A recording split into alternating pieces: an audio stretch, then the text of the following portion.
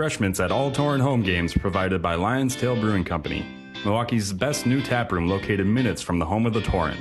Featuring different local food trucks along with pizzas and snacks. You'll be able to find your favorite pairing with over 30 beers from one of Wisconsin's highest rated breweries. Featuring a new beer release every single week along with gluten-free and non-alcoholic options. There's always something for everyone. Check our Facebook and website for details. Find us next to Sendix on North Avenue, Wauwatosa.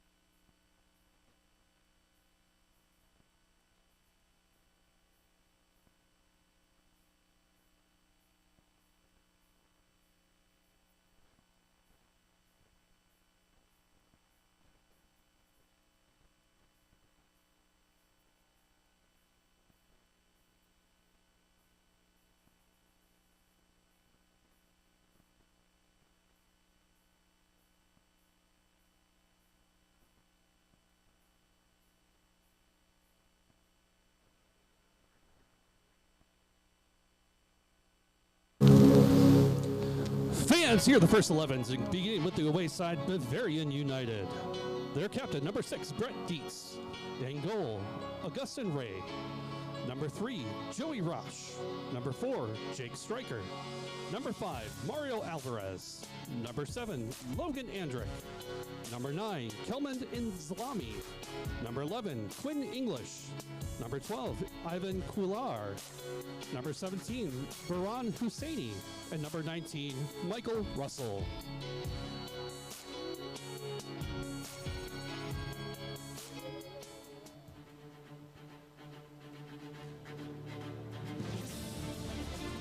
And now, the first 11 for your FC Milwaukee Torrent.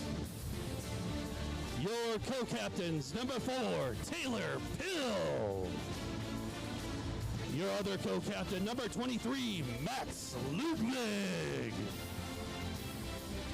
In goal, number 24, Sam Ortner. Number 5, Angel Gongora. Number 7, Juan Lopez. Number 9, Gabe Vung. Number 12, Jamie Lecomte. Number 14, Lucas Nestus. Number 18, Davis Nelson. Number 25, Jay Shea Bailey. And number 40, Noah Corrigan. The Torrent are coached by James Weber and Jeff Hill.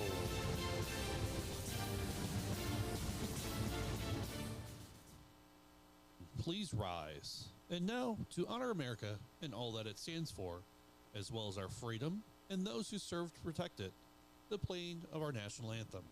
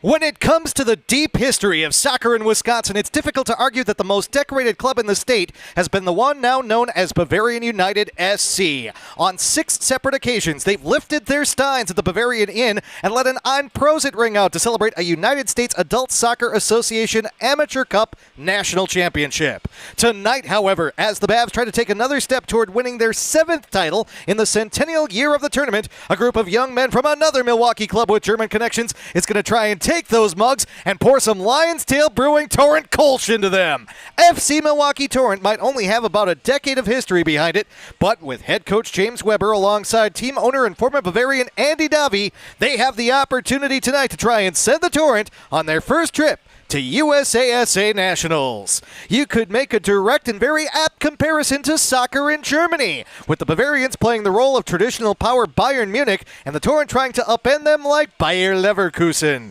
Say what you will, but if you know your Bundesliga, you know some things were a little different this year than they were in the past. The Leverkusen-connected Torrent are out tonight to not only upend the Bavs, but prove that they're ready for the national stage. From Charles Hart Park in Wauwatosa, Wisconsin, it's time for FC Milwaukee Torrent Soccer on YouTube and the 2024 United States Adult Soccer Association Region 2 Final, featuring Milwaukee's Bavarian United SC and your FC Milwaukee Torrent. Good evening, everyone. Dan Pfeiffer with you high above the west side of Hart Park alongside our producer, director, PA announcer, DJ, and all-around good guy, Kevin O'Connor, as this evening the Torrent take on the Bavs for the right to join FC Arizona from Phoenix, Tobacco Road FC from Raleigh-Durham, North Carolina, and the New York Pan-Cyprian Freedoms from Astoria, Queens in New York City in the 2024 and 100th anniversary USASA National Cup semifinals, which will be held at Northern Illinois University in DeKalb, about an hour west of Chicago, starting on July 25th. We know that we probably have folks watching from around the country, if not the world tonight, since there are some Bavarians fans who may be back in the homeland of Germany. The Bavarians are going to wear their traditional blue kits tonight with the white numbers, blue shorts, blue socks. FC Milwaukee Torrent going with the white kits tonight at home. Black shorts, white socks for FC Milwaukee Torrent. Weather conditions here in Milwaukee, not exactly ideal, but good enough. We'll put it that way. This evening for FC Milwaukee Torrent, we are seeing 85-degree temperatures. It is mostly sunny this evening. Winds coming out of the west-northwest at 7 miles per hour. 53% humidity, we should say, this evening. We did have some heavy rainfall over the weekend here in Milwaukee, and some of that humidity is still hanging around the area. However, that wind, again, not much of a factor tonight. 1-foot waves off of Lake Michigan this evening. It should be a pretty good night for soccer. The temperatures may cause a little bit of fatigue, but we'll have to see how things go. Kickoff has happened. The Bavarians have possession, and we are underway here in Milwaukee. And we're also going to see a contrast of styles in this match. The Bavarians, well known for their style of play, very precise with their passing. They know where each other are at all times. Although on that pass, it's taken away straight away by the Torrent, and they'll get possession back as they are quick to step to the ball. And that's what you're going to see with both teams tonight. They're going to want to be aggressive defensively. The Bavarians, very much known for always attacking and being aggressive defensively, stepping to the ball, as the Torrent have to play this all the way back to the keeper. Also, again, like we said, very precise with their passing. A group of guys that has played together from a very young age onward, and that's the thing about this Bavarian club. With a history dating back to the 1920s, these guys have come up through youth soccer. A lot of them have played together even through the high school ranks. There's a great feeding program from the Bavarians to Marquette University High School. Steve Lawrence over there, former Marquette Golden Eagle soccer player, one of the coaches both at MUHS and at DSHA on the women's side, as well as the Bavarians have it at the edge of the 18. Ball played outside. That is Baran Husseini, a UW Green Bay alum, and the Torrent are forced to just block that cross out over the end line, and we will have our first corner kick of the evening for either side. It will go to the Bavarians. I had the opportunity earlier this year down in Racine to see the Bavarians' virtual U23 squad play against RKC Third Coast. That Bavarian squad plays in USL2. This one, the senior men's team, plays more so in the Milwaukee Premier League, which is part of the Wisconsin Soccer Leagues, as that ball is played into the box. Shot up and over the bar. Mario Alvarez takes the header that just kind of came out to the top of the 18 and fires a ducking shot that, fortunately for Sam Ortner, who is in goal tonight for the Torrent, just goes over the top of the bar. The Bavarians with the first opportunity of the evening either way, and it's a dangerous one, but they stay off the scoreboard here in the third minute. And to go back to watching the Bavarians and understanding their style of play, that U23 group just took it to RKC Third Coast, played very aggressively, really came out and just dominated that match. And now take a group like that and give them the years and experience, the opportunities that these guys have had playing in other amateur cups before, knowing the history and the resources that the Bavarians have on the north side of town. They are a dangerous squad, but the Torrent, again, don't think of the Torrent as upstarts tonight. They may be a little bit younger, and they may have less time together, but this is still a squad that has proven dangerous this year. 3-2-2 in the NPSL's Gateway Conference, currently mid-table in that division. But with the opportunity tonight to send a message, not just to the Bavarians and not just to the Milwaukee area, but to the entire country, if they can get a victory and make their way to nationals down in DeKalb. Bavarians with possession again on the far side. Crossed into the middle. No touch there for Husseini. Torrent will get it back and maybe look to counter. In the middle, nice 1-2 ball. That is Max Ludwig. Over to the far side, edge of the 18. Looking for a cross, looking for a runner as well. Tapped out beyond the end line, and they will say the Torrent were the ones to touch it last. Outstanding defense by the Bavarians. First opportunity for the Torrent this evening, but nothing comes of it. And the Bavs will get a goal kick. A big match in Milwaukee soccer this evening as well. Again, the two most well-known clubs here in this city where soccer is really part of the fabric of the traditional ethnic makeup of the town. The Bavarians, of course, with the German connection, and so much of Milwaukee with its Germanic roots. City Hall here, for those of you who are not Milwaukee natives, looks like a building that could have come straight out of Bavaria. Much of the architecture and design here influenced by that style as well.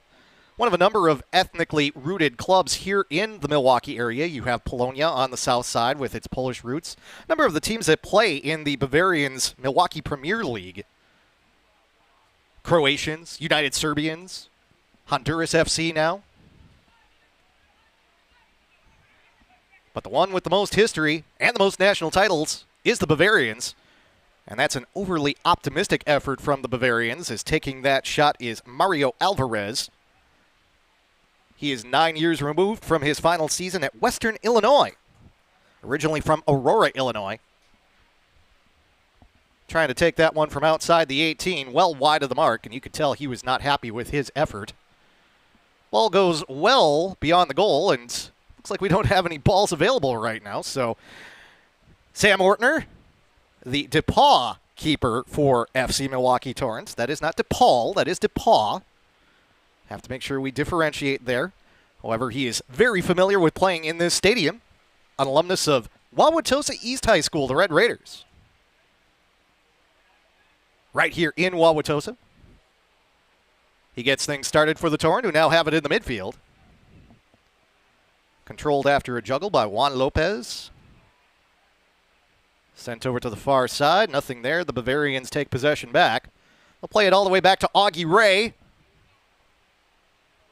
Originally from Las Cruces, New Mexico. An escape for the Bavarians, and now they're trying to counter. Shot coming off his line. Ortner, he makes the save.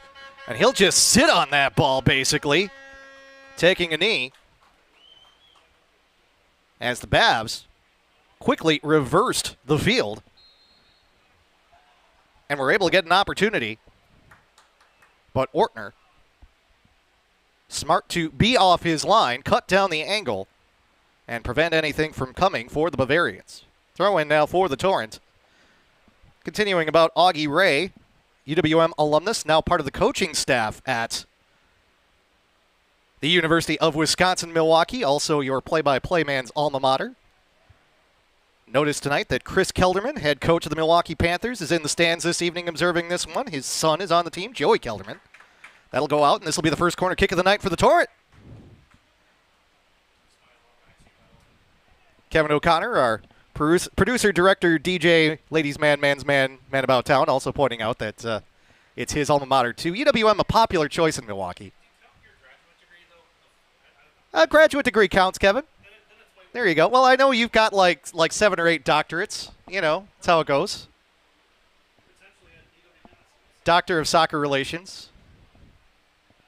Doctor of Camera Operation. Doctor, give me the news. Torrent corner kick. Headed away by the Bavarians. Ivan Quayler, Concordia Falcon alum, trying to control it. Looked like there might have been a handball there. No call from our official tonight, Ryan Shanklin. Bavs take possession back. Alvarez in the midfield. They'll play it back to the back line. You'll see how coordinated the Bavarians are, particularly through the back. Joey Rosh on the near side will accept this pass. He will make a move down the wing. The Bavs style, very much like what you see from Bayern Munich. Good ball into the box, shot on, just wide of the goal. Baran Husseini with that run. They'll say the Torrent touched it last, call it a corner for the Bavarians. 9th minute of the match, and the Bavarians have come out early in this contest, showing that they are willing to counter and try and outrun the Torrent with their outstanding physicality. Torrent have held firm, though. Now we get a Torrent player rolling into the goal. That's Jamie Lecomte, who got pushed down and in the process did about a 2.5 twist somersault there as he went over the goal line into the net. And Ryan Schenklin, the official, will go over and have a discussion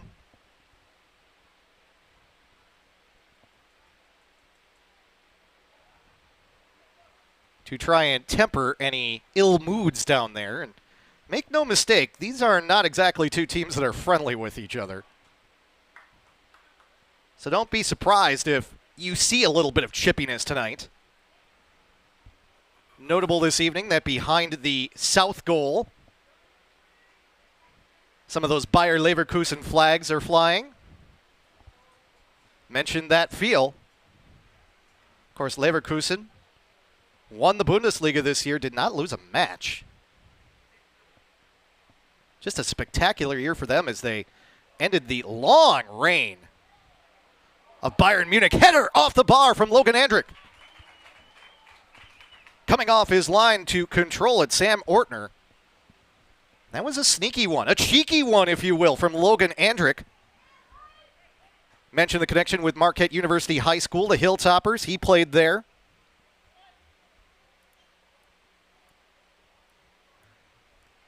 One of two Andricks on the Bavarian roster, although he is the only one that is active for this match.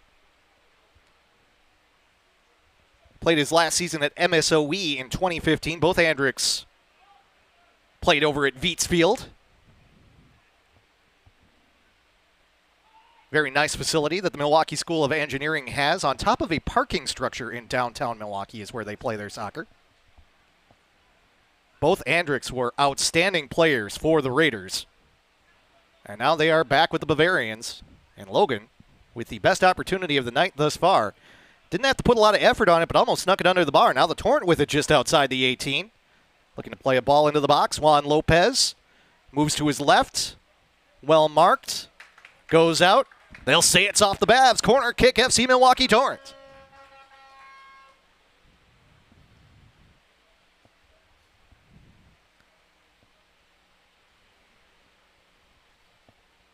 Mentioned seeing Coach Kelderman in the crowd. Also saw Mark Litton, former assistant for FC Milwaukee Torrent. He's been a figure in the area for quite a while. He, in fact, just popped up and gave me a thumbs up through the window, sitting right under beneath. Apparently, he really wanted to hear my broadcast tonight. Yeah, he's the only one. Leave your thoughts in the comments section on YouTube here if you care. Ball into the box, controlled by Augie Ray. And now the Bavarians will head back the other direction. Look at this, punt. 1v2. Perhaps overly optimistic. Looking for Kelband Islami, Marquette Golden Eagle alum. Torrent just send the ball out over the touchline. The safe play there for the Torrent back line. Jamie Lecomte. He found his way out of the goal, and he's the one that sends it off. The Bavarians will get a throw in here. When you have a match involving these two clubs in town, you should have a big crowd. Typically the best attended soccer match in Milwaukee annually, as this throw-in goes into the box right to the edge of the 6. Headed away by Ivan Quayler, and they'll say the Torrent got a touch on that, so it'll be a corner kick for the Bavs.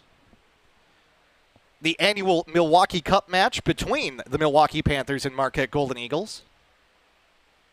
Oftentimes that match will draw at least 1,500 people, sometimes up and over 2,000. I believe they said that they thought they drew over 3,000 fans the first time they played under the lights at Engelman Stadium. And, of course, that was the return trip for Louis Bennett, who coached at both schools, now enjoying retirement after deciding following last season that he wanted to take some time to spend with his lovely wife, Julie, rather than come back and coach Marquette this year. Well-deserved. If anything, they should put Louis Bennett's name on the Milwaukee Cup. Bavarians with it. Joey Roche. Open space. Quayler. Not a good touch. Bavarians get possession back, though. This is Brett Dietz, captain for the Bavarians. Over to the right side. Islami into the middle. Gets through the hands of the keeper, but the Bavarians can't find anyone on the back end. Torrent, look out there. Another good opportunity for the Bavarians in the 14th minute. early on, the run of play has mostly favored the Bavs. The Torrent, though, bending but not breaking. That may be what it takes tonight.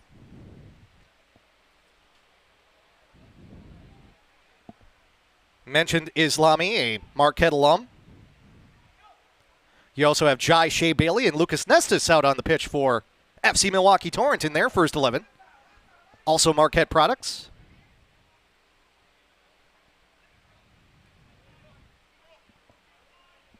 Yes, the influence of Louis Bennett on soccer in Milwaukee was a massive one, and a lot of his influences here on the pitch tonight with us as well. You'll also see it in the Bavarians organization. John Coleman, who took over the Milwaukee Panthers program after Louis Bennett left. Still part of the Bavarians organization, part of their management. No longer involved with Milwaukee Panther soccer, however.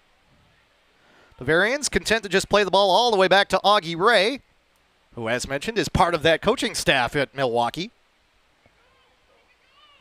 Now FC Milwaukee Torrent tries to apply a little more pressure. Juan Lopez. Second ball opportunity. May or may not be there. It's not, because the ball goes out over the touchline after the header by Torrent co-captain Taylor Pill, and it'll be a throw-in for the Bavs. 16th minute. Both sides have had opportunities. No one's on the board yet in this USASA Region 2 final. The winner earns a trip to DeKalb, Illinois for the semifinals, which will begin in late July. Bavs again trying to play very direct. But that through ball goes through everybody off a Torrent head back to the keeper, Ortner. Mentioned Ortner getting the nod tonight over Augie Warnod of Parkside. Didn't get a reason as to why the Torrent side and James Weber are going with Ortner over Warnod tonight, but perhaps familiarity with the members of the Bavs roster had something to do with it. Far be it for me, though, to try and suspect what was going through the mind of James Weber with that decision. Not saying it was a bad decision whatsoever. So far, Ortner's gotten the job done. He's kept the Bavarians off the board, even with a couple opportunities. Good decision to come off his line earlier. Both of these teams pretty deep, pretty talented, as is the case at the keeper position for the Torrent. Throw in for the Torrent, and that will come to Ortner. Going with the dark green kit tonight. Sobelman's Pub and Grill sponsorship for the Torrent on the front. Near side, Noah Corrigan. Drake Bulldog. Or to Max Ludwig, the other of the co-captains, and he'll play it all the way back to Ortner. The feeling out period of this match seems to have concluded.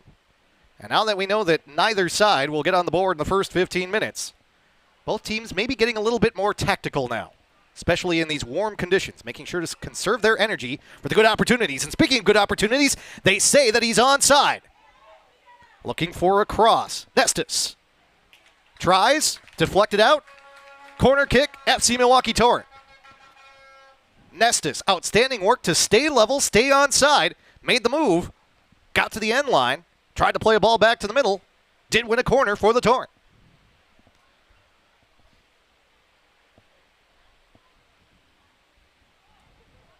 Much like Olympia Stadion, we do have a running track. I'll be making plenty of German references throughout this match with both the Bavarians and FC Milwaukee Torrent and their ties to Bayer Leverkusen. Guten Morgen zum all of the fans that may be watching this one. Header on, save, Augie Ray. Best opportunity tonight thus far for the Torrent. Jai Shea Bailey was there, unmarked.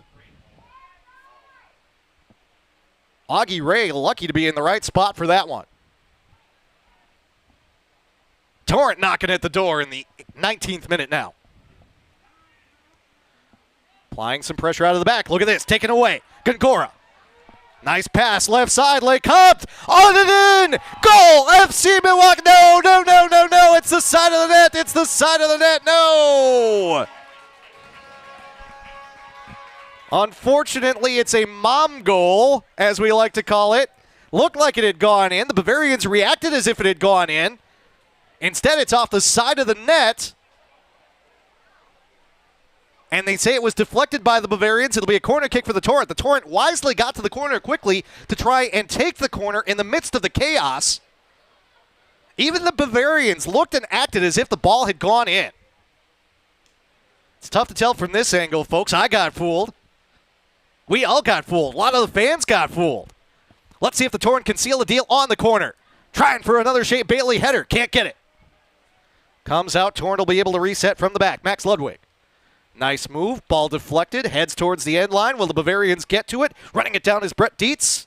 Sends it out over the touchline. Throw in for the Torrent.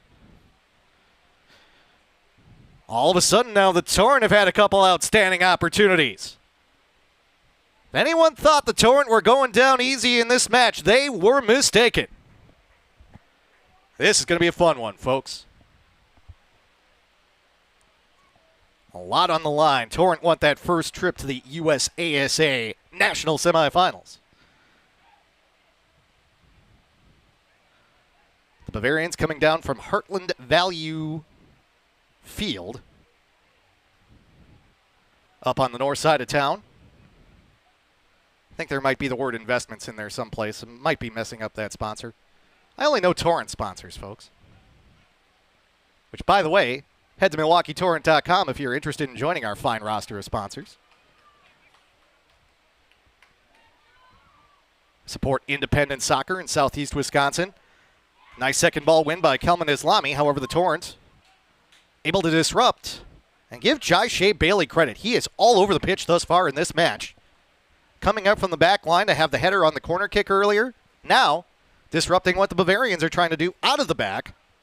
Sends it out. This will be a throw-in for the Bavs. With the ball resting on the track, as mentioned. For whatever team advances to the national semifinals, those will be played at NIU's Soccer and Track and Field Complex. And as the name very much says, that is a facility that has a track around the playing surface, an outstanding playing surface opportunity for the Bavs.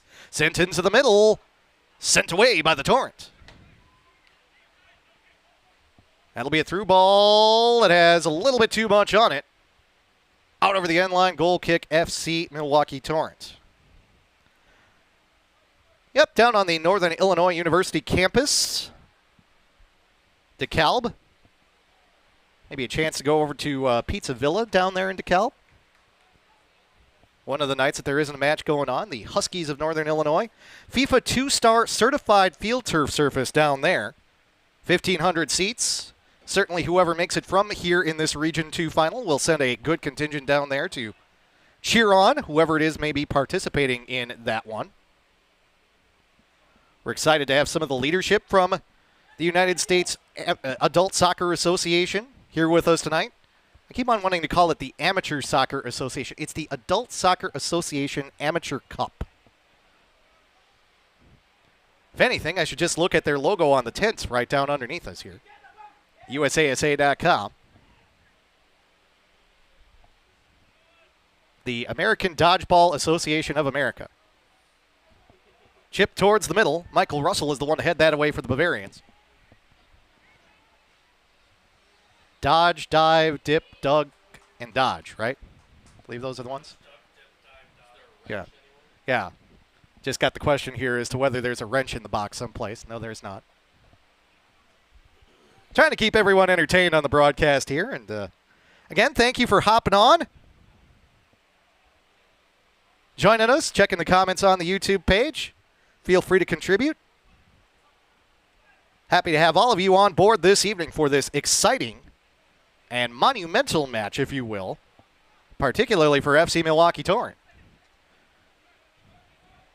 Mentioned that the Bavarians have 9 stars above their crest. 6 times they have won the United States Adult Soccer Association Amateur Cup. They also have won the USASA National Open Cup, an award that is no longer given out. This will be a corner kick for the Bavs. Is running across the long jump pit is Quinn English, alumni of Brown University. Another one of the Marquette University High School alums on this Bavarian team, a Steve Lawrence product. Yeah, the Babs won the National Open Cup in 2003 and 2009. They also claimed the United Premier Soccer League National Championship in 2018. So take those 3 non-amateur cup titles, add those to the 6 that they've won, and that's why they've got the 9 stars there. One could theorize whether they will then go with a single gold star if they get a 10th one or not, but you know what? We're not going to think about that because they got to get through this match first. Corner kick for those Bavarians right now. Light's still not on here at Hart Park as that's punched away by Ortner. Torrent not really in a position to counter, still kind of hanging back. Bit of a misstrike. Ball spins out wide. Bavarian's able to get possession back with the Torrent spread out a little bit. Working hard is Jamie Lecomte, trying to force the issue for the Bavarians. Mario Alvarez. Nice set of one-touch passes for the Bavarians as Dietz gets on top of the ball. He'll send it out wide to Logan Andrick. Further out to the side, edge of the 18. Torrent just allowing the Bavarians to take the dribble. A little deflection there from Baran Husseini. And that just slows down the ball so that Sam Ortner can make the adjustment and pick it up for FC Milwaukee Torrent. We are through the first quarter of this match, 26th minute. Torrent and Bavarians still at 0-0. Mentioned that the lights have yet to go on here at Hart Park. The sun is dipping over the horizon now, at least relative to the trees that we have in this largely woodland area surrounding the suburban Wauwatosa community. So it is definitely dusky right now here at Hart Park. You might not be able to pick up on it on the camera because, again, we mentioned all of the degrees that Kevin O'Connor has. Director of White Balance is also one of them, too, I believe. So I'm sure that picture is crystal clear and perfect on your YouTube screen. Probably looks like it's 12 noon and gorgeous. But take my word for it when I say here, it is getting a little bit dark at Hart Park. Nothing these guys aren't used to and can't handle. Spin move for Ivan Quayler. Loses possession of the ball, though. Fought off. Goes down easy. No call from Ryan Shanklin, our official. Noah Corrigan is the one who wins that battle and wins a goal kick for the Torrent. I am reminded by my producer, Doctor of Producing, Kevin O'Connor, that Ryan Shanklin, as we were informed by Simon Provan, who I'm sure is watching from afar tonight. I am merely the fill-in, folks. Shanklin is nationally certified, which is quite the accomplishment for a referee. Good to have him in the middle this evening. Our linesmen this evening include Corey Beecher and Noah Prokash. Fourth official, kind of hard to see underneath the tent there, Zach Hallett. He'll help us out with whatever substitutions may happen, although, again, in a match of this magnitude, we expect that these first 11s are going to stay out there for quite a while. Good ball. Edge of the 18. Nestus. Shot. Off the bar. No. It ricochets out. Gabe Vong. Back outside the 18. I think somebody just killed an elephant. Shot towards the net. That will go wide. Juan Lopez in the middle for the Torrent. Yeah, someone's got a vuvuzela or something down there that, I'll tell you what, they didn't have a chance to tune up before the start of this match, that's for sure.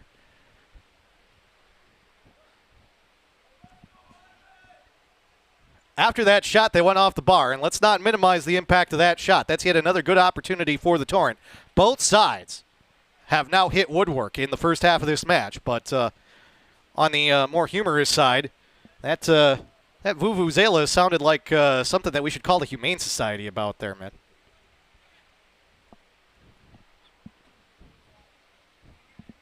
Maybe not cruelty to animals, but cruelty to our ears.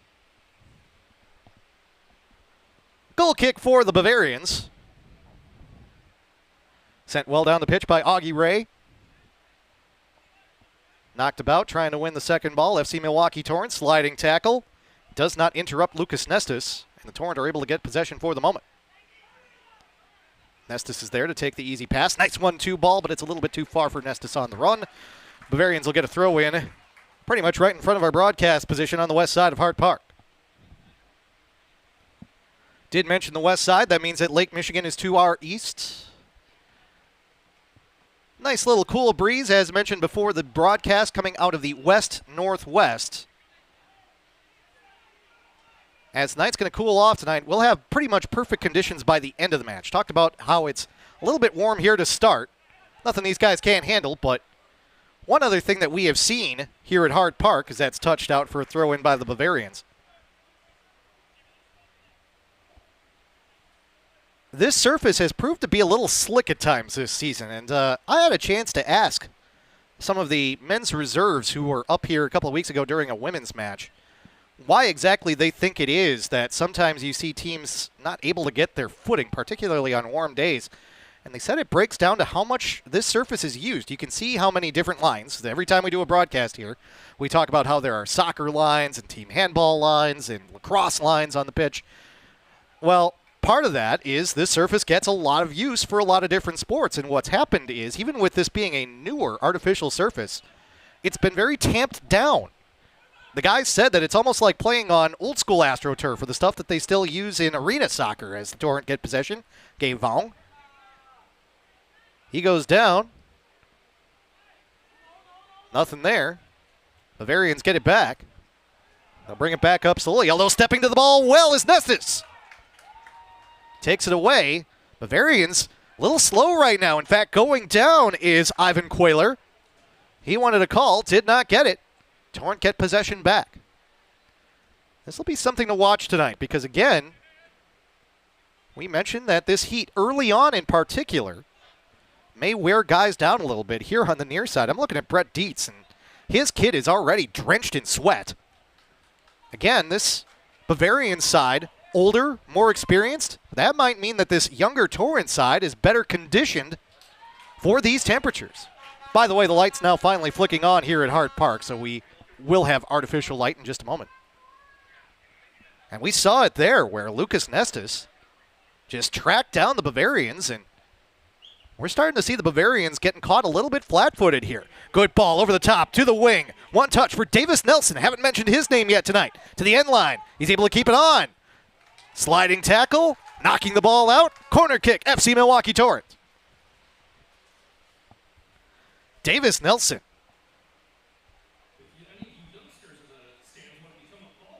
Madison East alum.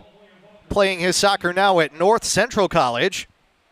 Division III school. Good run there.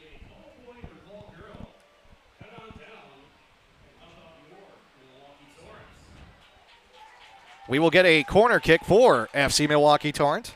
Looks like it'll be the captain, Taylor Pill, to go over to take it.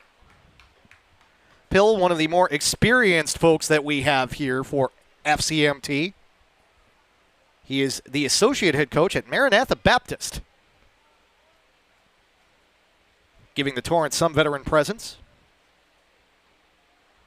In-swinger with the right foot. Over the top of everybody. Coming up a little bit too far was Jai Shea Bailey. Maybe some miscommunication there. Shea Bailey, we should say, is able to chase it down. Sent up in the air. Who's going to win this header? It's not going to be a header. It's going to be controlled by Corrigan. But Corrigan can't distribute well there. He will chase down Mario Alvarez and force him to make a decision. He'll play a square ball towards the middle. Goes back to Alvarez. Now the Bavarians will reset. Playing the ball just through the midfield. Alvarez and Dietz working together. Now over to the far side. The Bavarians will try and work the wing. 33rd minute of this match. As mentioned, both teams have found the bar. However, neither has been able to take a drink. Still scoreless. Juan Lopez able to get possession back for FC Milwaukee Torrent. Nestis to the near side. Lots of room available for Max Ludwig. Sends the ball down the pitch. We'll get a foul call first. Ryan Shanklin says no advantage. Looked like Vaughan might have even been offside, so this will work out well for the Torrent. Shanklin wants the ball to go further back before it's played by the Torrent. Now Ludwig will bring it forward on the dribble. Tries to chip the entire Bavarian back line. Able to run it down easily is Michael Russell. He'll let Augie Ray take it. Ray calms things down for the Bavarians and sends it out to Russell on the near side. Touched out by Joey Rosh. Not a good touch. Now the Torrent looking to go quickly. Nestis headed towards the middle. Stryker playing a center back position for the Bavarians. Sends it out wide. Now the Bavarians get possession back. Quayler on the far side. They'll look to counter. Moving up the far side wing. Played towards middle. Baran Husseini. Touched away by Shea Bailey, and now the Torrent get possession back. Shea Bailey has had an outstanding match thus far for FC Milwaukee Torrent.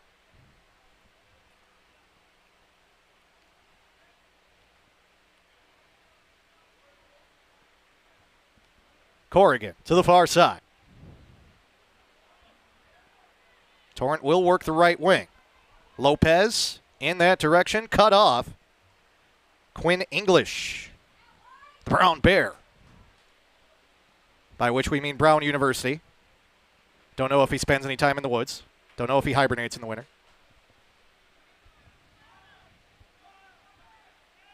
Bavarians coming back the other direction, edge of the 18. Ball played towards the middle. Logan Andrick, saved by Sam Ortner. Andrick had time to center that one up, but Ortner read it well. A great dive to Ortner's right, and that keeps Andrick from getting the Bavs on the board. Plenty of action thus far in this one, kids. Joey Rosh. A second defender comes over. Torrent take it away. Ludwig back towards the middle. Lopez. Little back heel action. Back over to the near side, and Ludwig. Now Ludwig will push forward. Looking to make a move. Trying to beat the defender. Ludwig has it taken away. Michael Russell's the one who does the job. Now the Bavs come back the other direction. In the middle, Husseini. He'll slow things down just a tad. That allows the Bavs to reset. Back into the middle, Logan Andrick. Just had that shot that was saved by Ortner. Bavs try to organize. Little side of the foot touch back to Brett Dietz. Far side, that's Quayler. Bavs will work the left wing. English.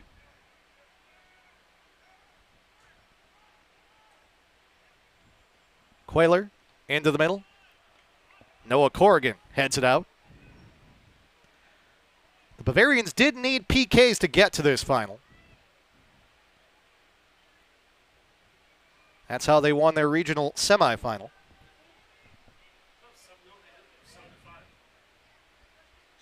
Thought they did. Had a little confusion up here in the box as my fact-finding was questioned, which is, to be honest with you, wholly reasonable. I was told the other night by someone that it's my job to be full of hot air. And on this warm evening here at Hart Park, there's already enough hot air here. So, it's entirely possible I could have been wrong, but we'll look up that fact. We've got a couple different producer-y type folks up here this evening to help me out. Fact check me, if you will. Little half volley shot. A leaping save by Augie Ray. Corner, FC Milwaukee Torrent. What a play on the half volley by Juan Lopez.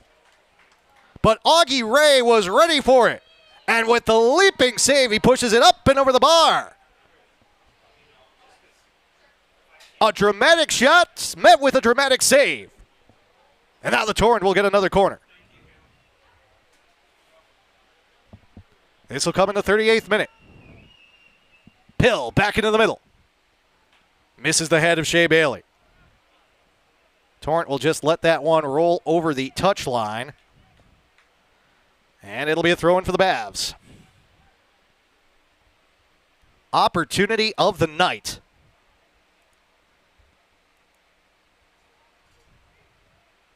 Rolling that one back here on the in-booth replay. Great cross. And what an effort on the half volley with the right foot by Juan Lopez. attending Angelina Junior College. He is a Colombian native. Torrent knocking at the door. Gongora to the far side, and Ludwig back to the near side. Corrigan.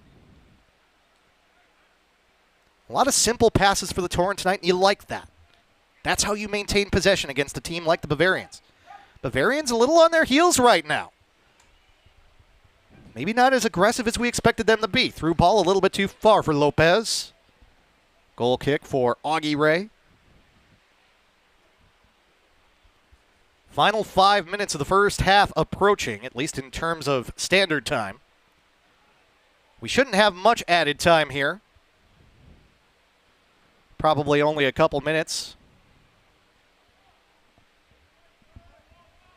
Ray will play it short to the near side. As mentioned, this Bavs team right now, they look a little worn down. Maybe a little shaken by some of the opportunities the Torrent have had and the fact that they have been as aggressive as maybe we didn't expect them to be. Torrent unafraid this evening, representing the NPSL well so far in this contest. A lot of contact there, and we will get a foul call. Sporting of Gongora, pretty much right away, called himself for it. He knew it. A little late. Missed the ball, got the leg. Bavs take advantage. Andrick, near side. He's had a couple nice shots on the evening thus far. Rosh. 1-2 ball out wide. Andrick. Thinking about what he wants to do. Sends it to the left foot. Plays across. Knocked up and over the bar. Quayler in the right place at the right time. Action at both ends at the end of this first half. This has been an exciting one thus far.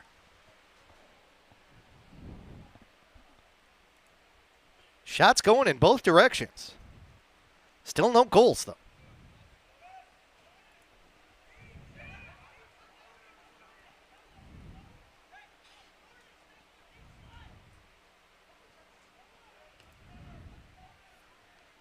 Torrent off the goal kick.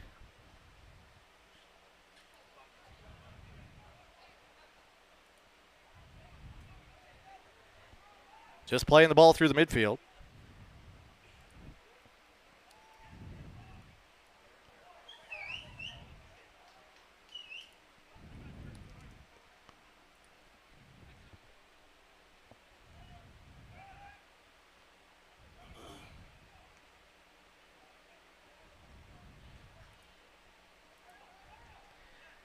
Yeah, it was a 7-5 win from the spot for Bavarian United over Akron City FC.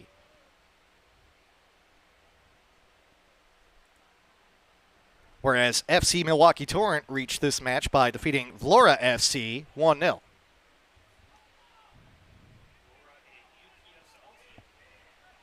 UPSL, I am being told, is the league for Vlora FC. United Premier Soccer League, if I'm not mistaken. Torrent wanted to move quickly after the handball call against the Bavarians and Mario Alvarez. However, Ryan Shanklin said, yeah, that ball was a little bit too far forward or not set. Or my producer, Kevin O'Connor, giving us the Lee Corso line of not so fast, my friend. Wrong type of football, Kev. I get we got the gridiron lines out there, but we are all confused easily, Kevin. That's probably why we're here. God bless amateur soccer, but we're not professionals for a reason, right? Get a throw in for the Bavarians. Oh, we have fun here on the broadcast. If you're just tuning in for the first time to an FC Milwaukee Torrent match, we welcome you. We're assuming a lot of our viewers are from the Milwaukee area, perhaps with a connection to one of these two sides. But again, we're not ruling out a lot of folks watching from around the country.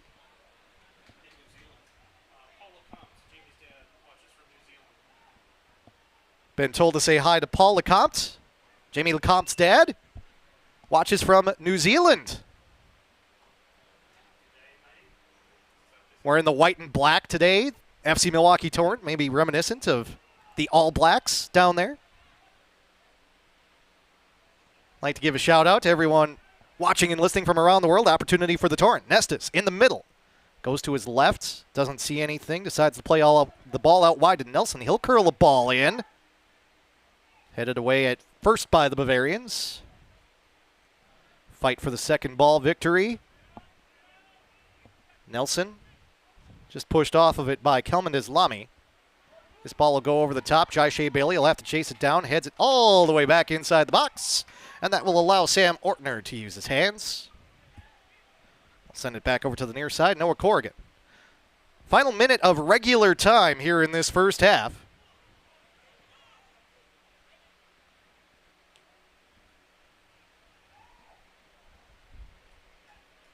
Torrent would like nothing more than to get one on the board before we head in for recess. 1 minute is the indication from the fourth official.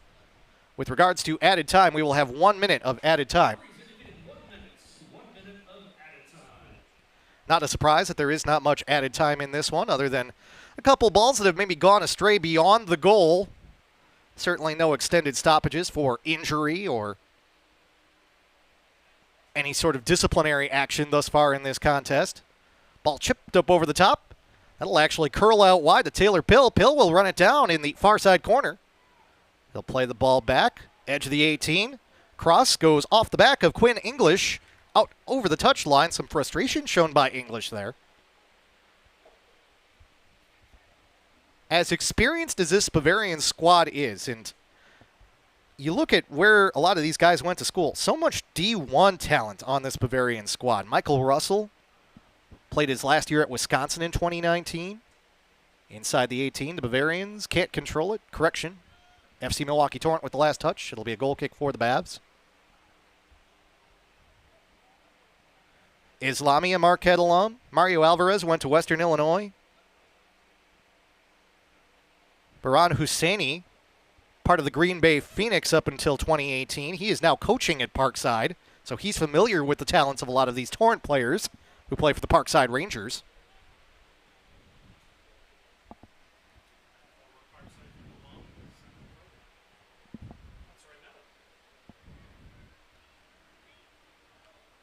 But so far, that D1 experience tonight has not put the Bavarians over the top.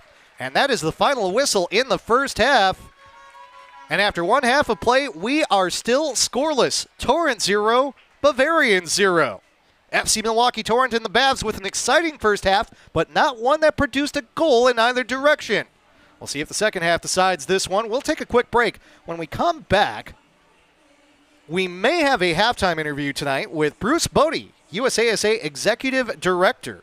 He is here this evening.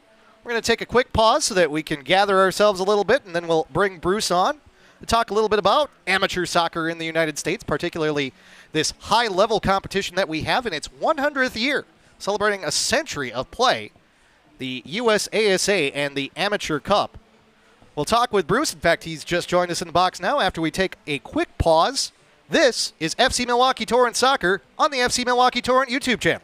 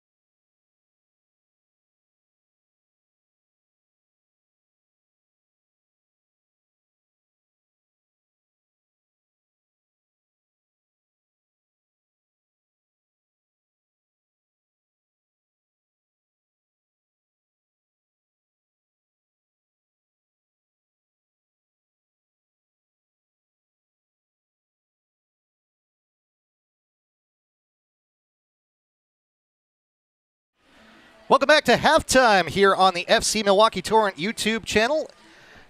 This is the Region 2 USASA National Cup Final. And right now it's FC Milwaukee Torrents level with Bavarian United SC 0-0, and we are joined now on the broadcast. You can actually see me for a change. That's a rare thing on the FC Milwaukee Torrent YouTube channel. Probably better that way, Bruce. Trust me. I didn't know I was going to be on camera. I just thought Same thing here. It's a good thing I wore a shirt today, right? Again, our executive director for USASA, Bruce Bodie. And Bruce, first off, thank you for coming to Milwaukee. Hope travel was good for you. Secondly, tell us about this 100th anniversary of the tournament. It's a big year for the USASA. It's a really big year. It's the second oldest amateur trophy in the country. And so 100 years since 1924.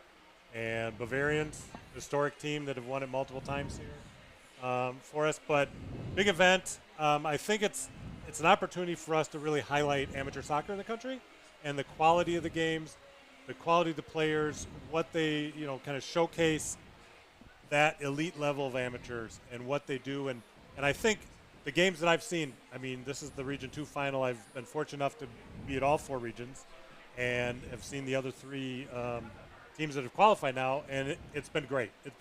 I think there's a treat. We have got 3, and with either one of these 2 teams tonight, we've got 4 really good teams in our men's final, and it'll be a treat for everybody there. I'm excited about it. I think the teams are going to have in talking with some of them, I don't think they're quite aware of how big an event this is for us and how special we're going to make it for them.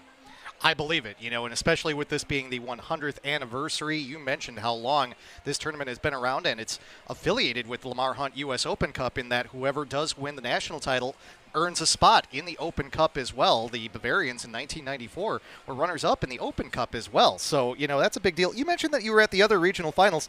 Tell us a little bit about what you saw from FC Arizona, Tobacco Road FC, and the Pancyprians in New York. Yeah, so all of those teams have been good finals in all 3 of those. We had another NPSL team in the Region 3 final. Tobacco Road played Naples. And any of those 8 teams really would have been excellent qualifiers there. FC Arizona, good, strong team. They came in Las Vegas. They played that final under almost 100-degree heat. But I say, the Arizona team and the Colorado team, they're used to that. But really good there. Region 1, where I was last week, Pancyprians, another team that's been to the finals multiple times. I think they're a 4-time winner. Really strong performance. Got a great club. Very excited to be here, coming into Chicago in a month. And in Tobacco Road, another team which is historic from that part of the country. So really good representatives are coming in, and it's a really good soccer. It's been fun. It's been really fun. I believe it. With Tobacco Road, Wake Med Stadium is a place that has hosted the NCAA championships a number of times. Arizona, a growth region for the game, and there's so much great soccer played in New York. Pancyprians actually play their matches at St. John's Stadium, Belson Stadium, their home matches. They've got a great rivalry with the Greek Americans in New York, much the way the Bavarians and the Torrent have their rivalry here. So a little bit of that flavor out there as well. Now, there's more to USASA than just the Amateur Cup. Talk about how you are promoting the game for adults around the country. Well, one of the events that we have is coming up in just a couple weeks, which is Adult Soccer Fest. And the most amazing thing about that is there are over 30s to over 75. Wow. And, the first time I went to the event, it was amazing. It's inspiring. It's something you're like, there's no way you're out there watching 75-year-old men or 7-year-old women play 11v11 full-sided game. But is it full running or is it the walking soccer? No, it is full running. Wow, that is impressive. Full-sided game, and it is. It's very impressive.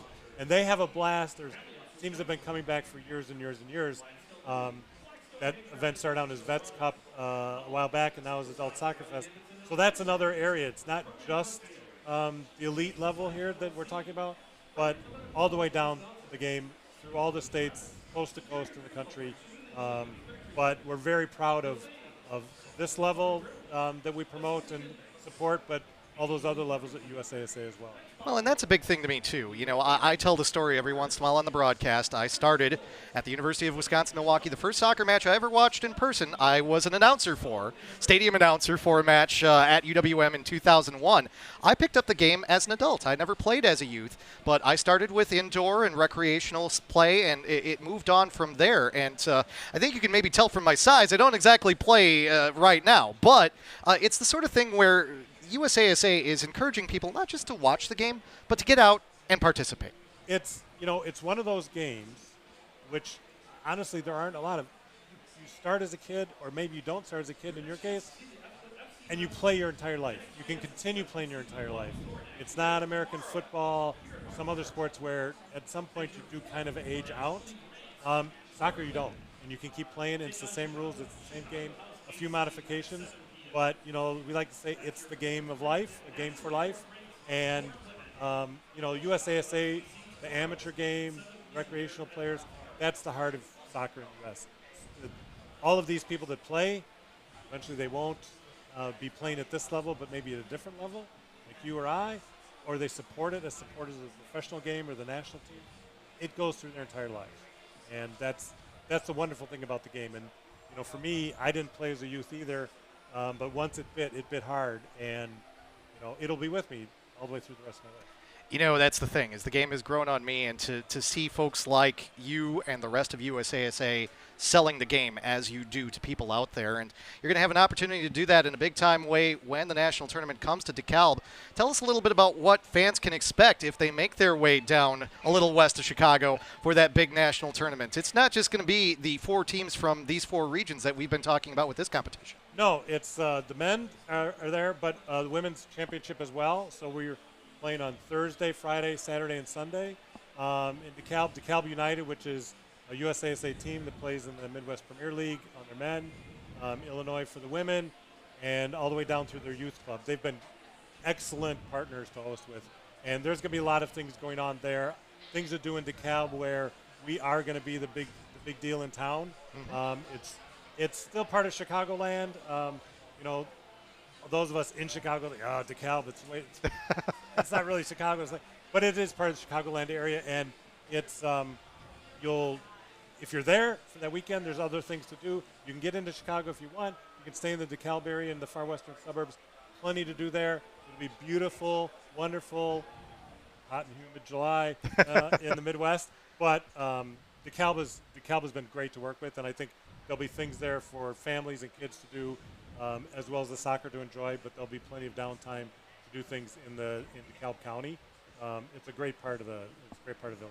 Very central location in the country as well. It'll be easy, for instance, for the Pan Cyprian Freedoms to just hop on a flight out of JFK into O'Hare, I'm sure. Exactly. Last question for you. In terms of the growth of the game in this country, and the national team on the women's side has had so much success. We've seen the growth with the men's game. MLS and the way that it's grown. We talk about the Bavarians making it to the Open Cup final in 1994. Now they would be kind of the ultimate guppy if they were to get there with the high level of soccer that you see USL Championship and MLS. You mentioned how the amateur game has been the heartbeat, really, of that underneath. And you see the history of some of these clubs like Bavarians and Pan Cyprians and Greek Americans, and you can go back to some of the other clubs around the country.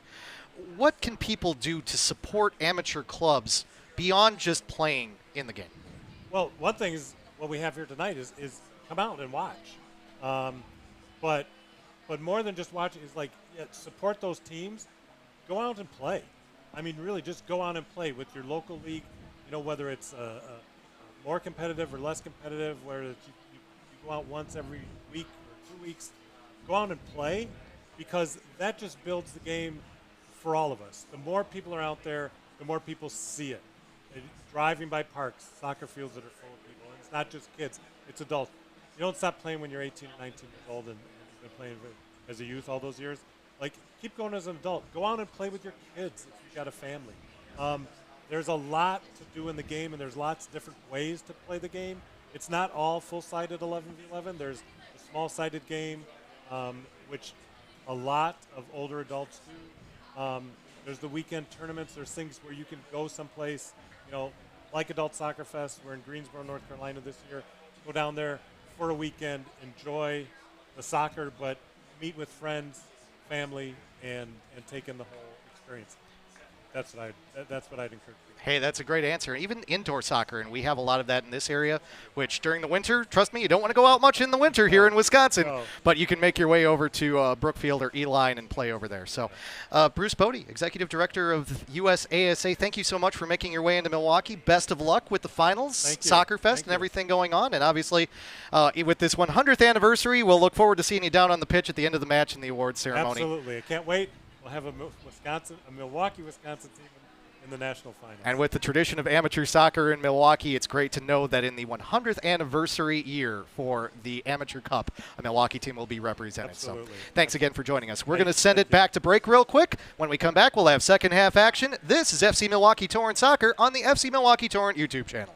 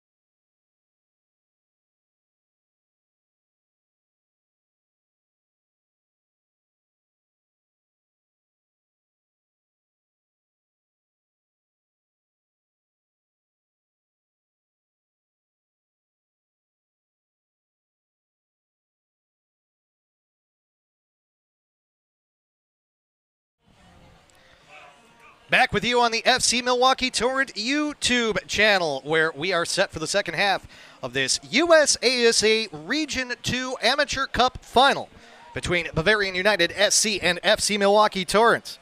The first half produced a lot of action, but did not produce any goals, so it is still 0-0 as we get ready to start the second half. And we'll see what adjustments both FC Milwaukee Torrent and the Bavs make as we get set to start this second half of play. FC Milwaukee Torrent, again wearing the white kits with the black shorts and the white socks this evening. They will be going from your left to your right on your device, whether it be your computer screen, your phone, maybe your tablet.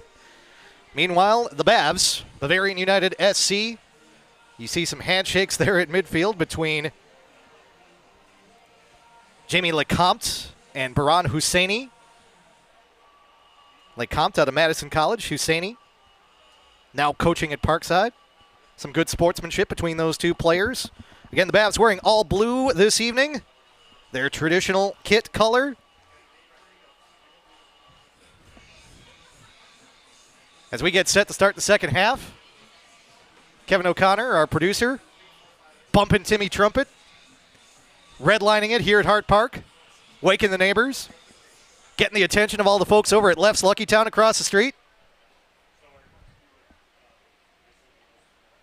Get the signal from the head referee. Everyone is set. Second half is underway. Torrent kick it off.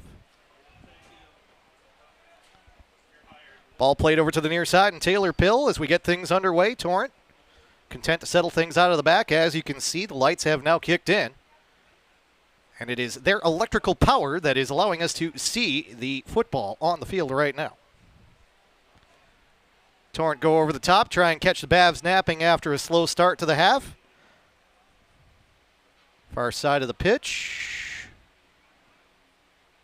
Taken away by the Bavarians. They clear it for the moment, but it's controlled by Max Ludwig. It'll be played around the back. We thought the Torrent even scored at one point there in the first half. Turned out to be a mom goal, as we said, off the side of the net.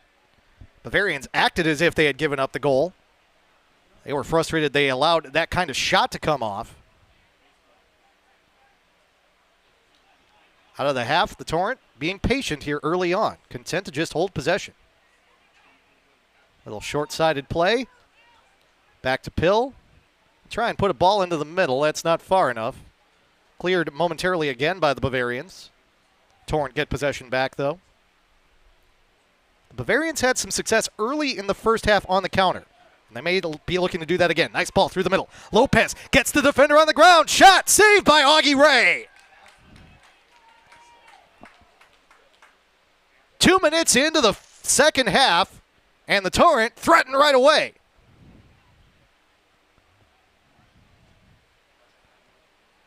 And Juan Lopez has been the most dangerous player on the pitch, both at the end of the first half and here at the start of the second.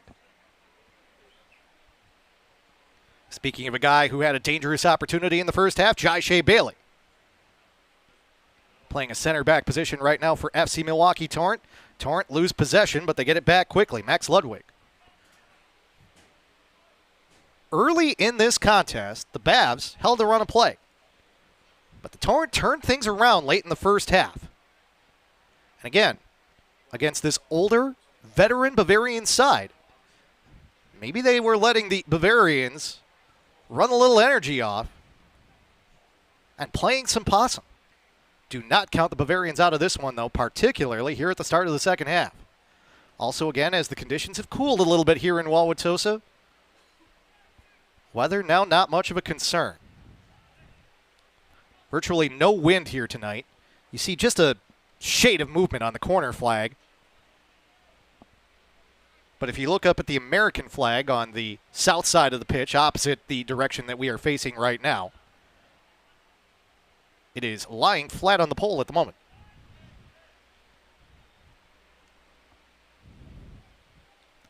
Torrent with possession again.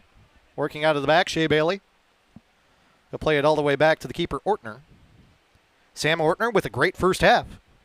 Had to come off his line a couple times, make some stops. Augie Ray at the other end, though, has matched him step for step.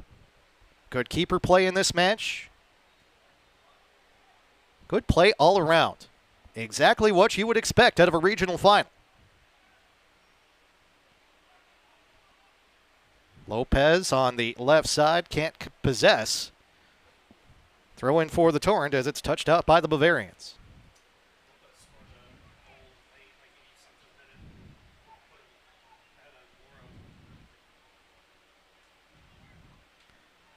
Alvarez gets possession. 360 move. 1-2 ball for the Bavs.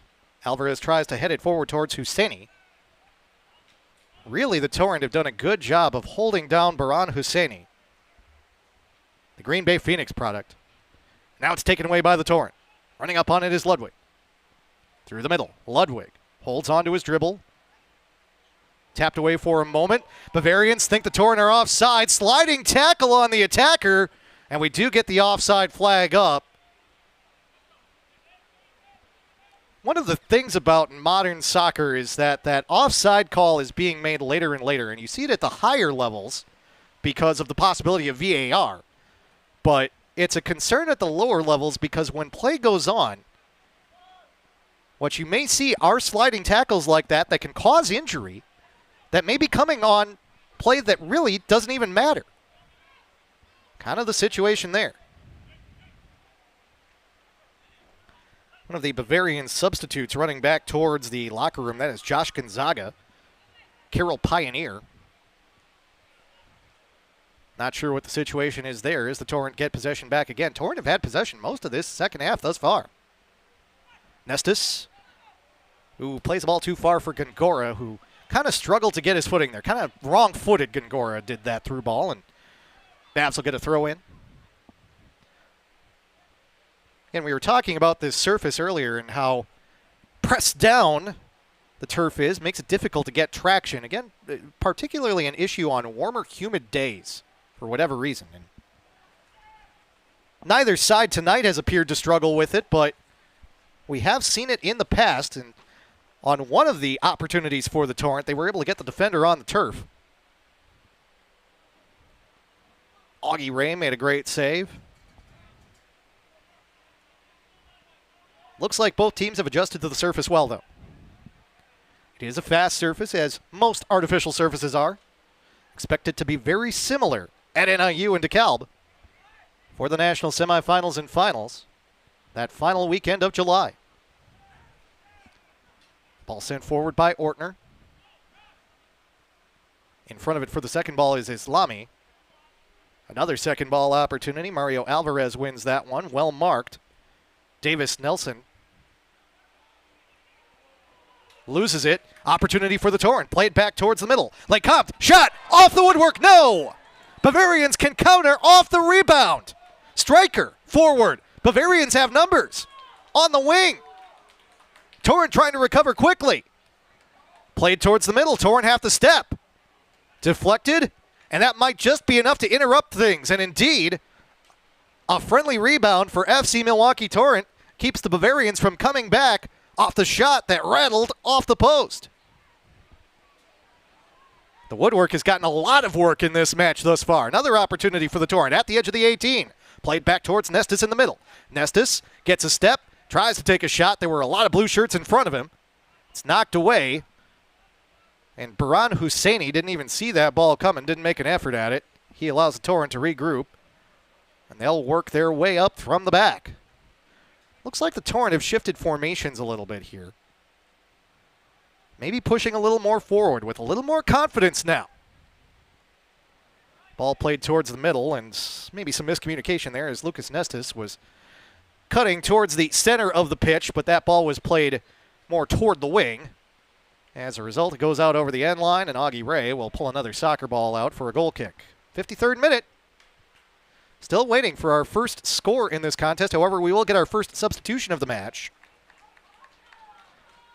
On for FC Milwaukee Torrent, Paco Piscaglia.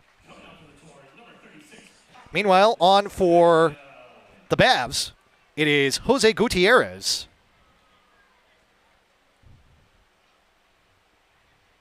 Looks like we also have a second Bavarian substitution as well. Ivan Quayler came off for the Bavarians. Also on for the Bavarians, Dagara Zamani. So a couple international players for the Bavarians as Kelman Islami comes off. The Marquette Golden Eagle will take a seat. Gutierrez, a Mexican national. Zamani comes out of Nigeria for the Bavarians. Some international flair for this club named for a region in Germany. A lot of contact. No whistle from our referee, Ryan Shanklin. He'll just rule that it is a throw-in for FC Milwaukee Torrent. Piscaglia, the substitute on for the Torrent. He goes to Parkside. He is also an international player as well. He comes from San Marino.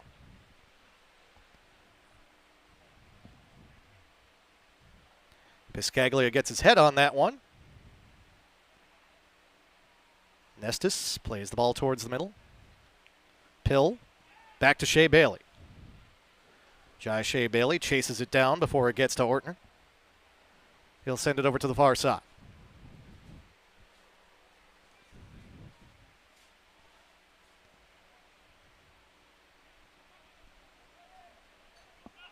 Once again, that's Nestis shot on. Augie Ray. Right place, right time. He collects easily.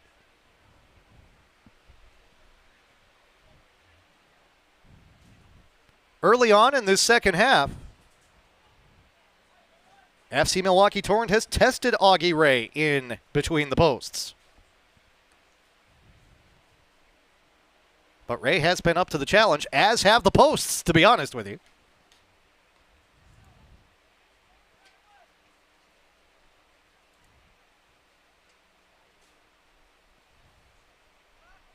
A lot of excitement here.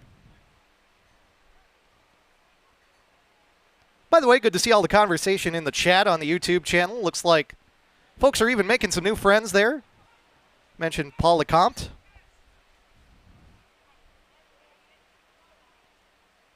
Some of our folks watching from Washington, D.C. Good evening to you in the nation's capital.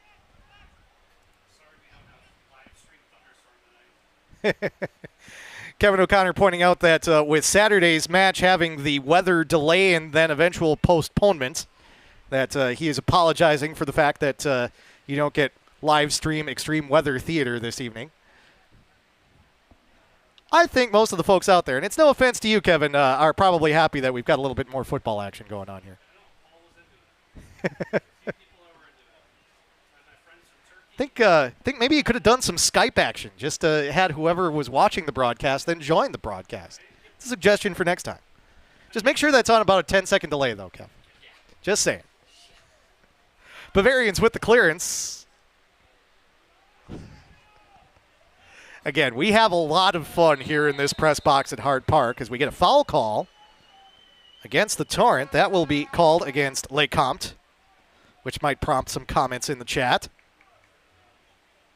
Free kick coming up here for the Bavarians. Tom Zeiss is the one who is leading the Bavarians this evening from the technical area. He is also the general manager of the organization.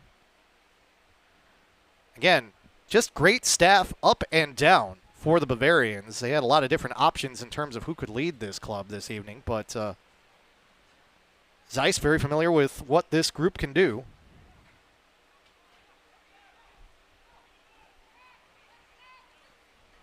And while the Torrent have had more opportunities than the Bavarians in the recent minutes, Bavarians are still hanging in there. This match is still level, 0-0.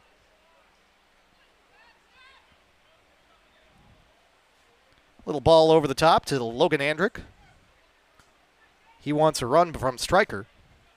Andrick, left side, touched out, throw-in for the Bavarians. Haven't seen much of the Bavarians in the attacking half here in the second half thus far. That'll be a throw-in that goes over the top. And again, Jai Shea Bailey working hard out there this evening. And, you know, Sam Ortner goes over, gives Shea Bailey some words of encouragement there as he'll get the ball. And, we had to recruit some kids to be ball kids tonight. And one of those kids down there maybe violating some of the ball kid neutrality rules there, waving a Bavarian flag back behind the goal here at Hart Park, home of FC Milwaukee Torrent.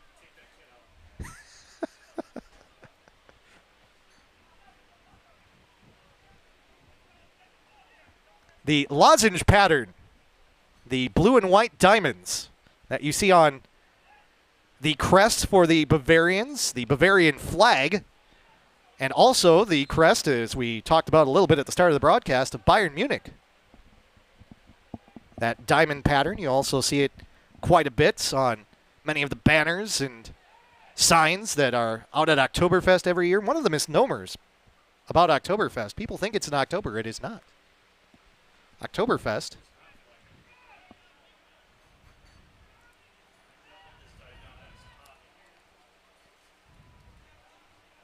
is actually in September. Mostly in September. It does tail into October this year, September 21st through October 6th. In Munich. München, if you will. Ball over to the far side. Striker kind of got lost by the Torrent. Played back. Torrent able to recover. Now they'll maybe look to counter. Torrent with a small lapse in energy. Bavarians almost took advantage. Now the Torrent head to the other end. It's a foot race. 2v1. But the opportunity isn't there for FC Milwaukee Torrent.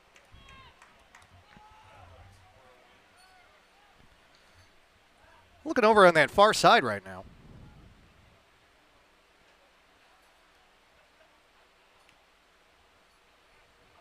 I believe we may have had a Torrent substitute at halftime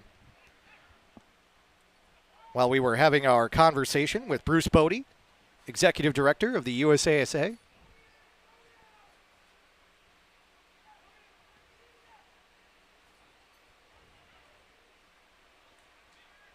Bavarians get possession back.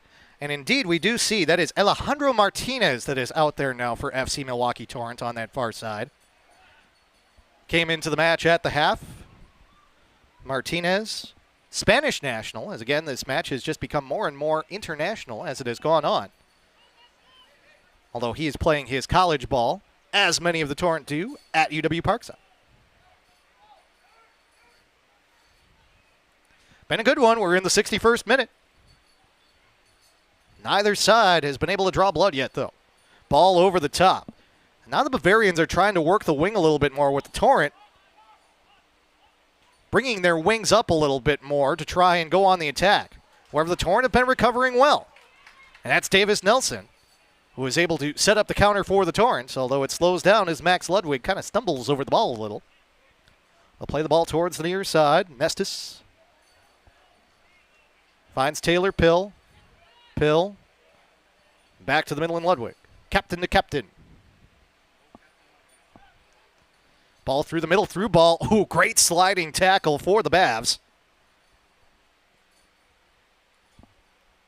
That is also a new player out there for the Bavarians. That is Alex Masbrook.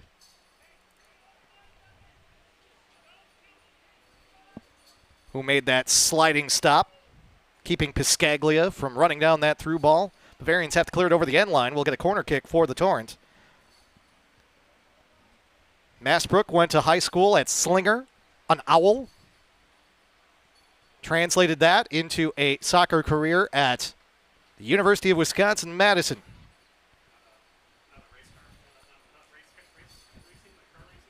Played his last year for the Badgers in 2017. Kevin O'Connor, the producer, asking if there was anyone for him to spend his time at the Slinger Super Speedway as a car racer. Maybe hanging out with Matt Kenseth from... He's still alive. He's still around. I don't think he's racing anymore, but... Wisconsin NASCAR product. You might be thinking of Alan Kulwicki, one-time NASCAR champion who lived in Greenfield, went to UWM. I actually live a few blocks down the street from Kulwicki Park in Greenfield. Nestis, move toward the middle. Dumps the ball off on a square ball. Angle ball to the near side. Touched down the pitch by the Bavarians, and that will roll out just in front of the Bavarian technical area.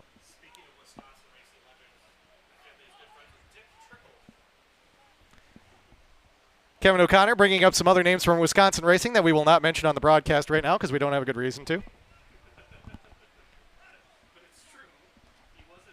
Ball over the top to the far side.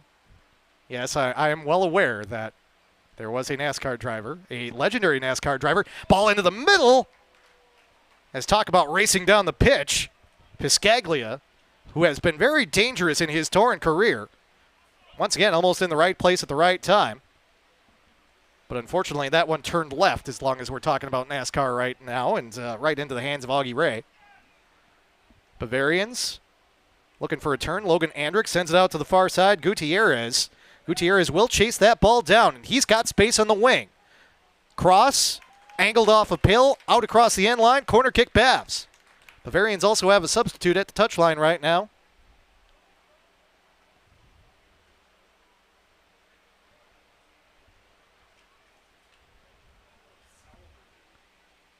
Coming over to take is Andrick.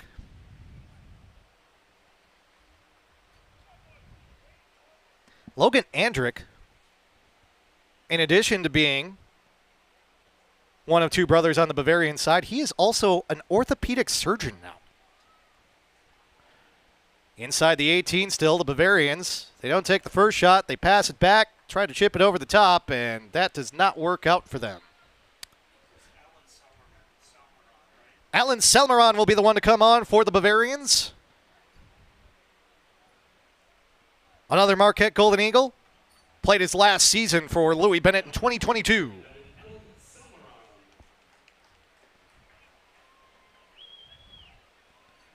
He replaces Mario Alvarez.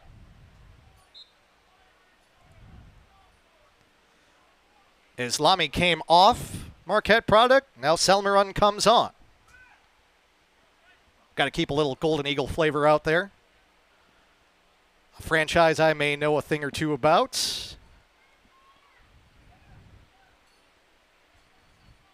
Bavarians with possession, working it through the back. Both teams kind of sticking with wings that are a little more forward right now, trying to score that goal to give them the advantage. Dangerous play now by Augie Ray as he comes outside of the box, playing kind of a sweeper-keeper role.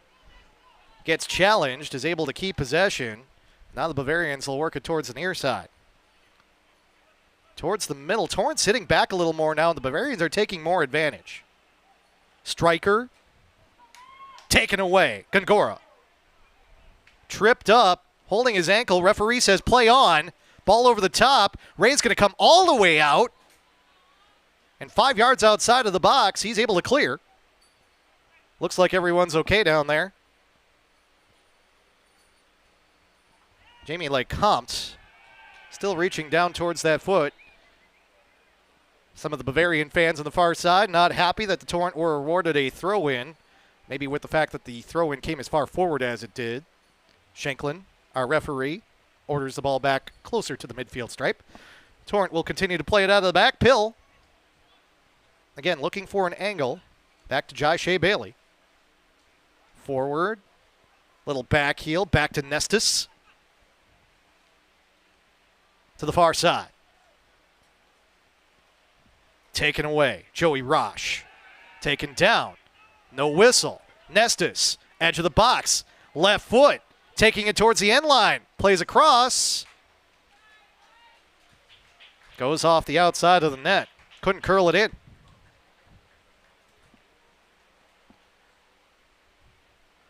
We have another substitute at the table for the Bavarians. At least I believe it's for the Bavarians. Let's check on that. Kind of hard to see from this angle. The United States Adult Soccer Association tent in front of us. Yes, it is for the Bavarians. As coming on for the Bavs is Josh Gonzaga. Mentioned that he ran back to the locker room real quick at the start of the second half. Now he will take his position near the front for the Bavarians. And he will replace Baran Husseini, who again just couldn't seem to find the rhythm tonight.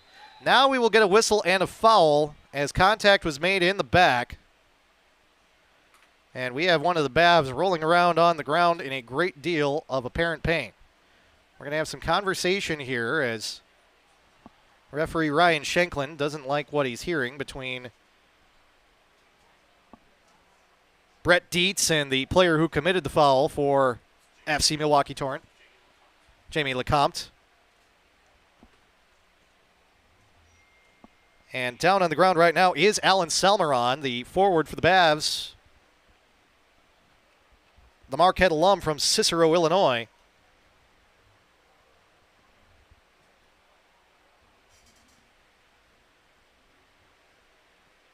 And he appears to be in some pain. And Lecomte comes over, apologizes.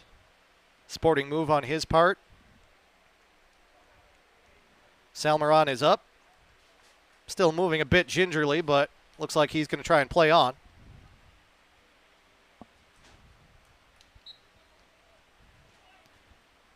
Must not be too bad as Augie Ray plays the ball to Salmeron. He'll try it out a little bit.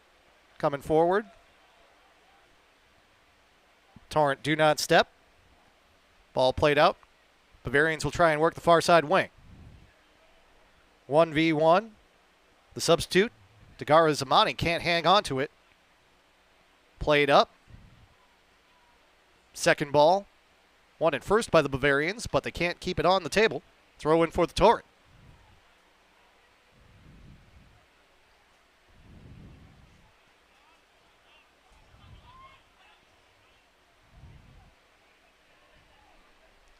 Lecomte trying to force the issue. He does. Logan Andrick is there. Torrent back line. Can't keep the Bavarians from getting possession forward. Near side, this is Gutierrez, the substitute. He'll play the ball back towards the middle. Dietz.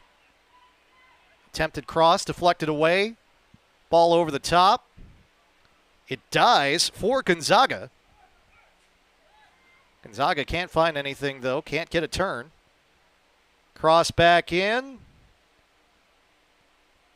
A little bit too far for everybody. Kept on, though, by Zamani. Zamani will play it towards the edge of the 18, but that's not a good touch for the Bavarians. Now the Torrent will look to counter. Bavarians coming from behind. No calls. Now we do get a call as there's a tackle.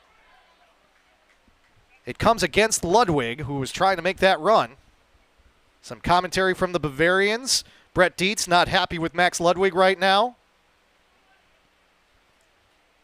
Again, the first half of this match, I'm going to say it, surprisingly clean. given the background with these two teams, expected this one to be a little more chippy. Second half, been a little more physical. An entertaining one nonetheless, though. 71st minute. Shoulder to shoulder, Gonzaga fighting hard against Noah Corrigan. Torrent maintained possession through the back. Things a little disorganized, though. They'll play it all the way back to Ortner.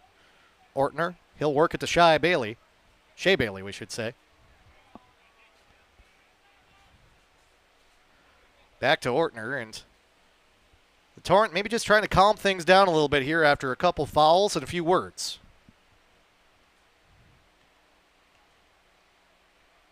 Far side of the pitch. They'll reverse the pitch to the near side. Lecomte. Shea Bailey.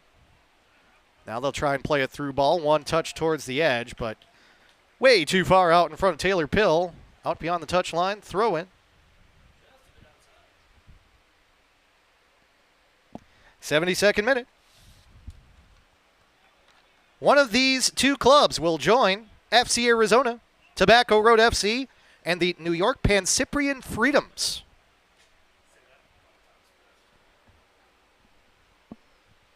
The Pan-Cyprian Freedoms, a group of Cypriots in New York.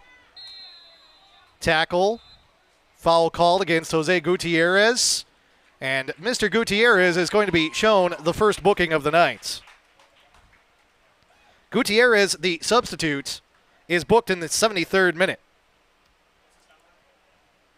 Number 10, Jose Gutierrez, becomes the first man to get his name written in the book, as Ryan Shanklin, perhaps sensing that this match is starting to get a little bit too much towards the physical side, says, you know what, I better send a message at some point here. And on that tackle from behind, it is Gutierrez, who now finds himself on yellow. Now the Cypriots make their home in Astoria, Queens. They are residents of Cyprus, or those who are of Cyprus origin. And the Pan-Cyprian piece speaks to the fact that Cyprus is a nation that is actually split between Greek rule and Turkish rule.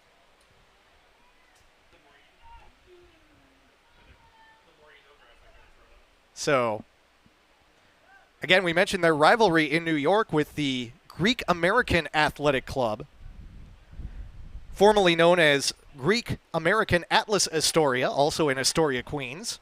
Soccer hotbed, Astoria, Queens, that it is. We mentioned that the Pan-Cyprians play their matches at Belson Stadium, home of the Red Storm of St. John's. And a number of our Marquette players out here on the pitch tonight as the Bavarians get the ball into the attacking third. Gutierrez, fresh off the booking, tries to play a ball into the middle. Shea Bailey didn't come up, was challenged by Gonzaga, but the Torrent are able to recover and clear the ball down the pitch. St. John's has had a very good program through the years in the Big East.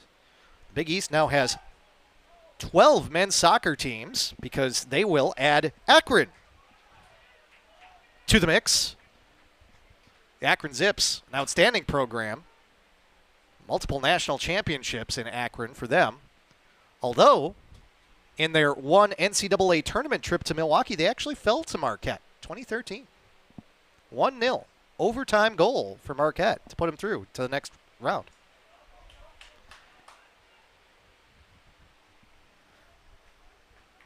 But yeah, comparison can be made between the Pan-Cyprians and the Greek Americans in New York, and of course, FC Milwaukee Torrent with their ties to Bayer Leverkusen and the Bavarians, and the obvious comparisons to Bayern Munich.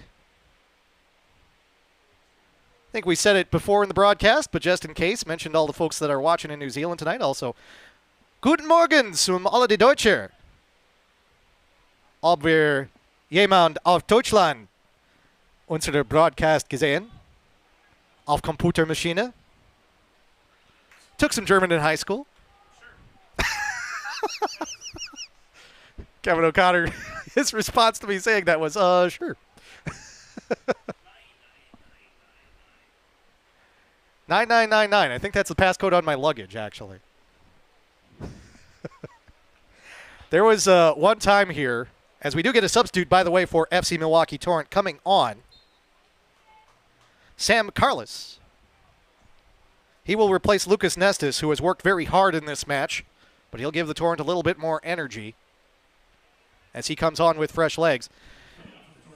With Andy Davi being, of course, of German origin and his roots back to Bayer Leverkusen, there was one time when I came here, and as you know, normally I am doing the public address announcing and music work here for FC Milwaukee Torrent.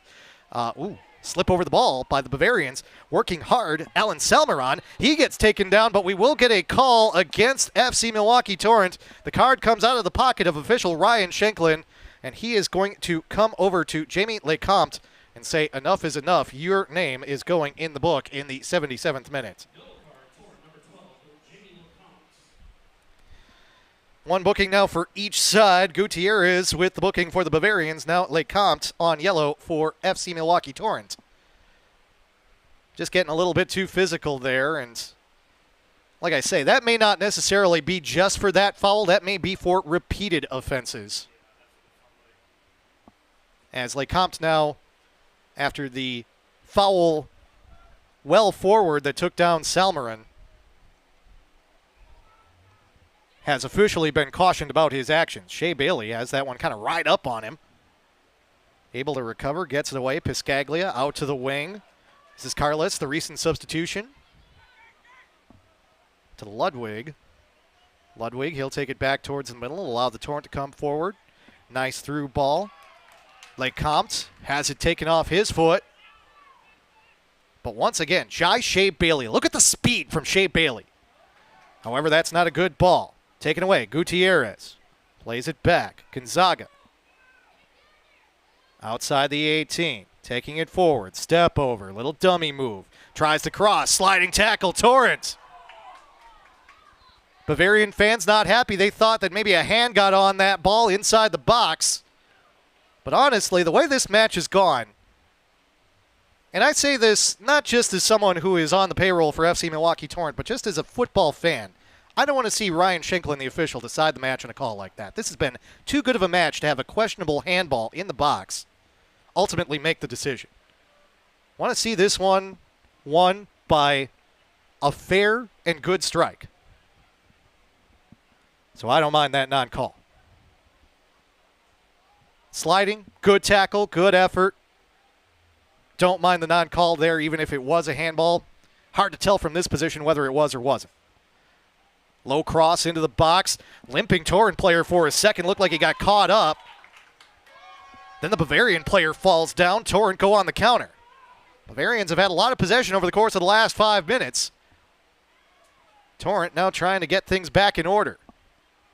Far side, Davis Nelson. Played out over the touchline. Throw in for FC Milwaukee Torrent.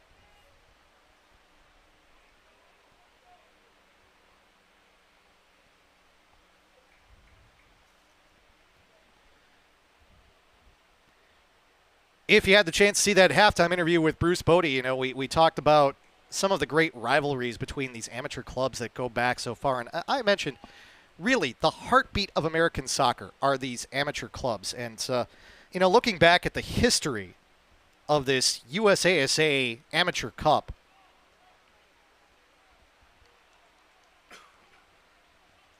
the Bavarians, as mentioned, have not only had success in this competition. In 1994, they reached the final of the now Lamar Hunt U.S. Open Cup.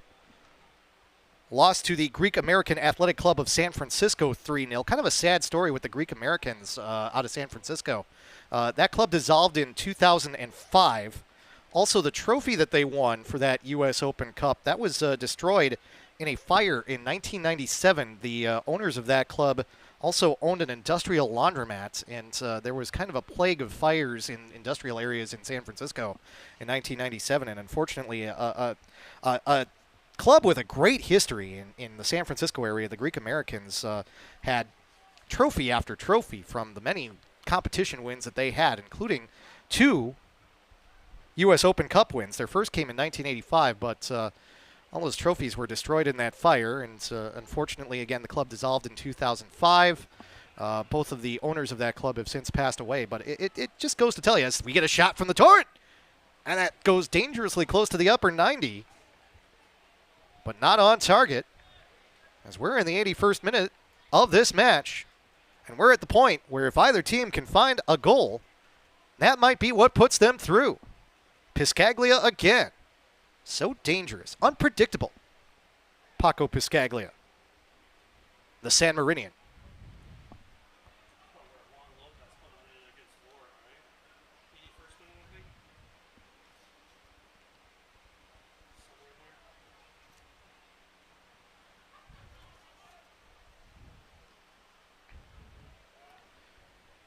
But when you look back at the history of American soccer, you know, the Bavarians were coached for many years by Bob Gansler, who went on to coach the U.S. national team.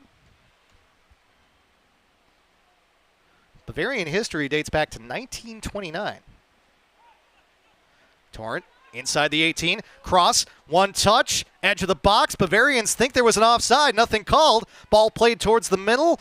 Out of the back. Deflected ball. Tipped up and over the bar by Ray. Corner kick. FC Milwaukee Torrent. The Bavarians are not happy. They wanted a handball call or an offside call, one or the other. But they got nothing, and they'll have to like it as the Torrent get a corner.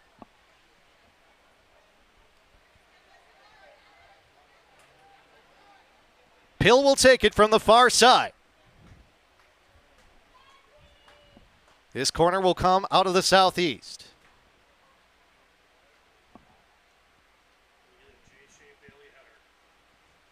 LeCompte on the near side, trying to line things up unmarked right now. Jai Shea Bailey, he's the one who tries to get the head. It's taken off his head by the Bavarians. They'll head it out over the touchline. We'll get a throw in. Good job by the ball kid to get there right away. Torrent able to play it right away off of that. A lot of contact, no foul called. Throw in for FCMT. 1-2 ball. Carlos, edge of the 18. Plays it up. A lot of contact. No whistle. Gonzaga goes down. Looked like Angora might have gotten a piece of him. No call. Dummy move on the far side. Bavarian player goes down, but nothing but blue shirts in the area of that low cross. Logan Andrick.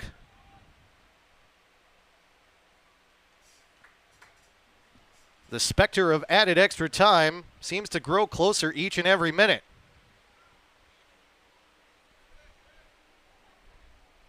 Still 0-0.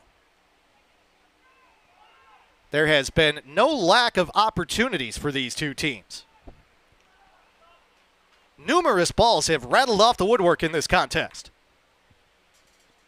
And yet, neither side has the goal they need.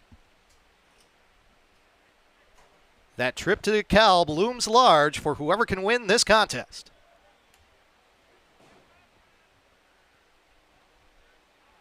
Turning around, shot on, just wide of the mark. And the Bavarians get their opportunity. Josh Gonzaga puts his hands to his head. Beautiful looking shot with the left foot. Ortner went to the air. There wasn't anything he could do about that one. Fortunately for him, that one was wide of the far post. Now FC Milwaukee Torrent back with possession, trying to build out of the back. Nice ball forward from the substitute Martinez. Another substitute, Carlos, tries to go with one touch, back heel. Bavarians take possession back. They'll try and work that far wing. Through ball too far forward. Sam Ortner, he'll let it roll into his box. After surveying the situation, he decides he doesn't need to pick it up. He'll give it up instead to Jai Shea Bailey, who has had to just work like the Dickens tonight for FC Milwaukee Torrent. Out of the back, forward on corner kicks. That ball goes beyond the foot of Michael Russell in the back for the Bavarians. Augie Ray, he recognizes that may or may not have been touched by Russell, so he goes over and possesses. 86th minute. We should have a little bit of stoppage time here in this second half.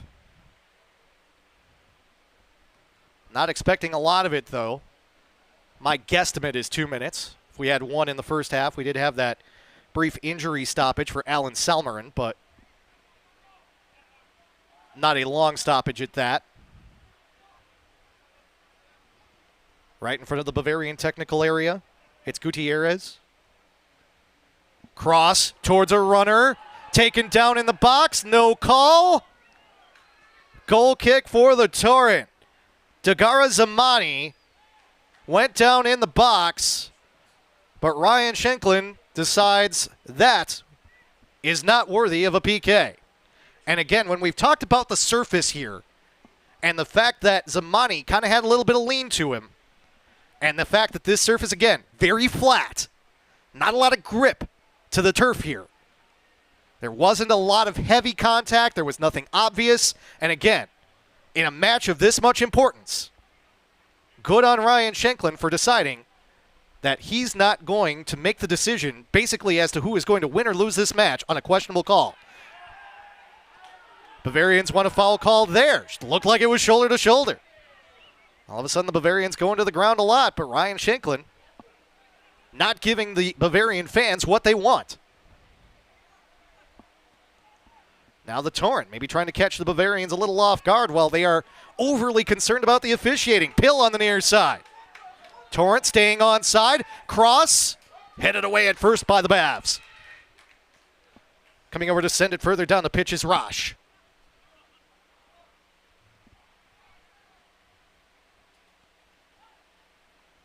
Back towards the middle. Bavarians reverse the pitch to the near side. 88th minute. Able to take it off the foot. Piscaglia. Back to Carlos. Carlos looking for the cross. Bavarians recover. Carlos drawing in the defenders. 1v2 into the corner. Touched out. AR2 decides to put up the flag and give the Torrent a throw-in. Noah Prokash down there.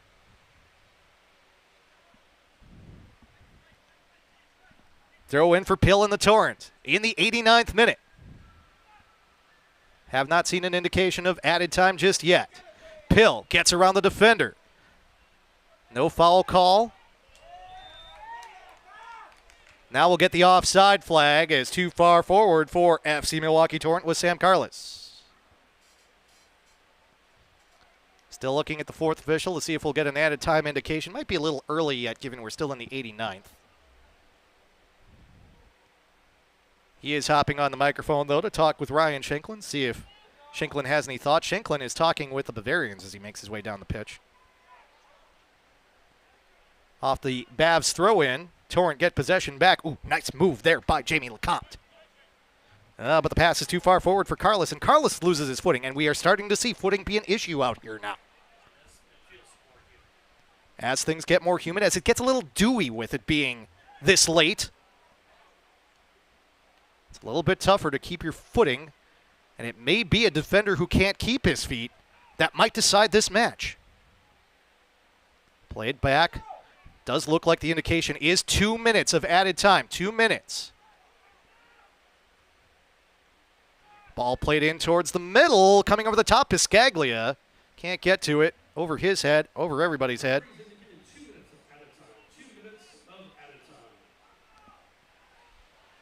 We're in the 90th. 2 minutes is what we will have for added time. The way this one is looking, though, we may need more than that. Everything you could want out of a regional final and then some. Great opportunities, great defense, great runs. Two teams that want this very badly. And if you're a team like FC Milwaukee Torrent, if you want to be the best, you know you've got to beat the best. The traditionally best club, most decorated club in the Milwaukee area in the history of club soccer around here. Shot on, Augie Ray is there. Had to take a few steps to his left to make that save, did Ray.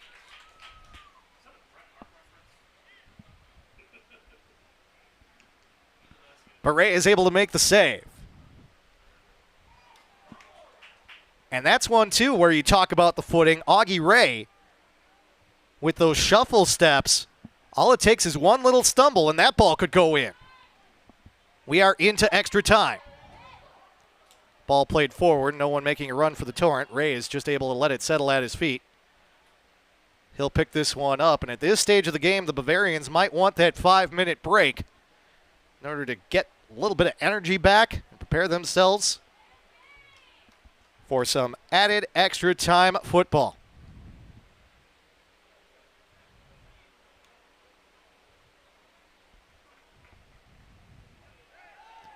Spinning tackle, and we will have a call against FC Milwaukee Torrent. They'll hit Sam Carlos. Going down well after the play, Jose Gutierrez. Keep in mind, he's on a yellow. So he may be trying to sell that a little bit to try and put a warning up against FCMT. 10 yards called for by Ryan Shanklin. He'll push Carlos back. Could be a dangerous opportunity here for the experienced Logan Andrick. Second Bavarian player comes over to observe. That's striker. Andrick is the one to take it. He'll put it into the box. Not the best ball we've seen off the foot of Logan Andrick in his career. He was looking for Zamani, who is certainly dangerous at a striker position for Bavarians. And that will be the whistle that ends regular time. We are headed to added extra time in this USASA Region 2 final. After regulation, we still have no score. Torrent 0, Bavarian 0. And we will get some extra football here tonight. As mentioned, an exciting match. If anything, the Bavarians have maybe shown a little bit more depth this evening. It seems like after the substitutions happened was when we saw FC Milwaukee Torrent lose a little bit more possession than they had early in the second half. Both teams have had stretches where they have had a lot of possession of the ball and have had opportunities. But neither team's been able to take advantage just yet.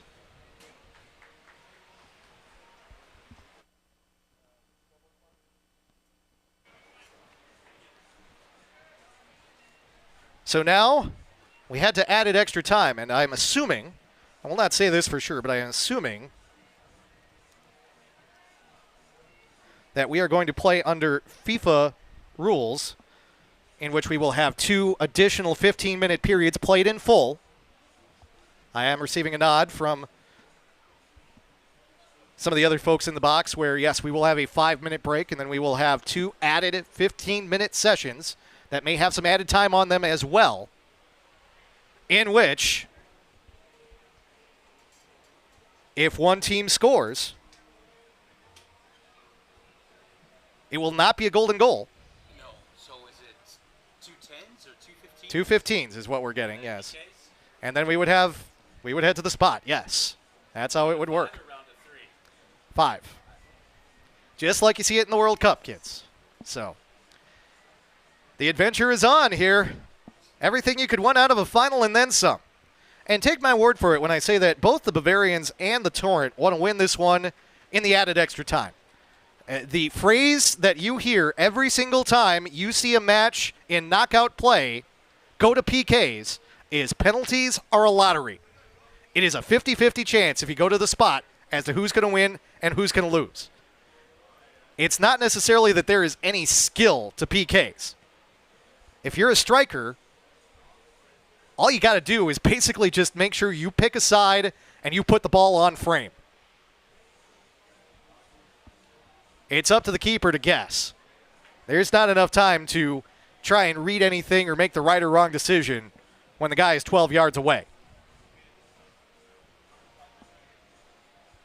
However, it should be said that while each team has had opportunities in this match, it's not like either team has dominated the number of opportunities. It has been very level between these two sides. We have seen the momentum of this match go one direction or the other. But ultimately, it could just be one lucky strike that wins this one for either side. Again, so much on the line here at Hart Park tonight. That trip to DeKalb, to take on one of the 3 other regional champions, the Pan-Cyprian Freedoms out of New York, Tobacco Road FC from the Raleigh-Durham area of North Carolina, and FC Arizona. They play their matches in Gilbert, Arizona, which is just southeast of Phoenix. Again, presumably, folks from those 3 squads tuned in and watching this one tonight. Looking at the commentary on the chat here on the YouTube channel, just to confirm, yes, 2 15-minute periods, no golden goal. 2 15-minute periods. Seeing some nervous folks there in the chat as well. Paulie Compt says, Kraken game. And I concur with the Kraken sentiment. Release the Kraken. Let's crack-a-lackin'.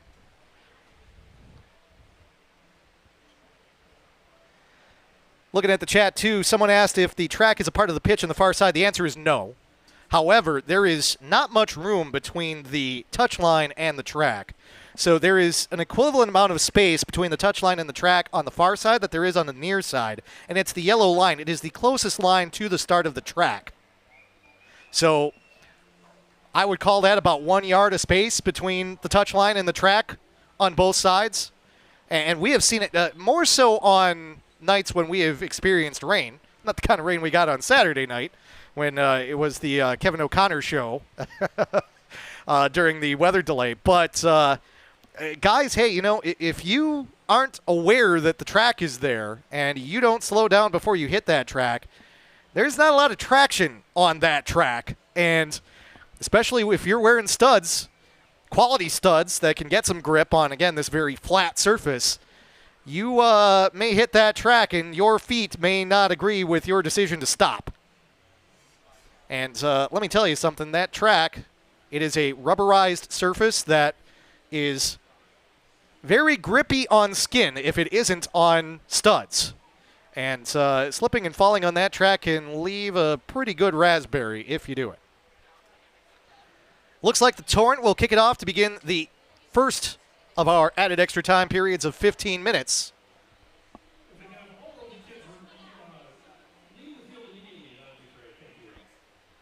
Have a few youth players who are out there, some of our potential volunteer ball kids who taken up residence. Kind of a tradition here with FC Milwaukee Torrent that when there are downtimes, halftime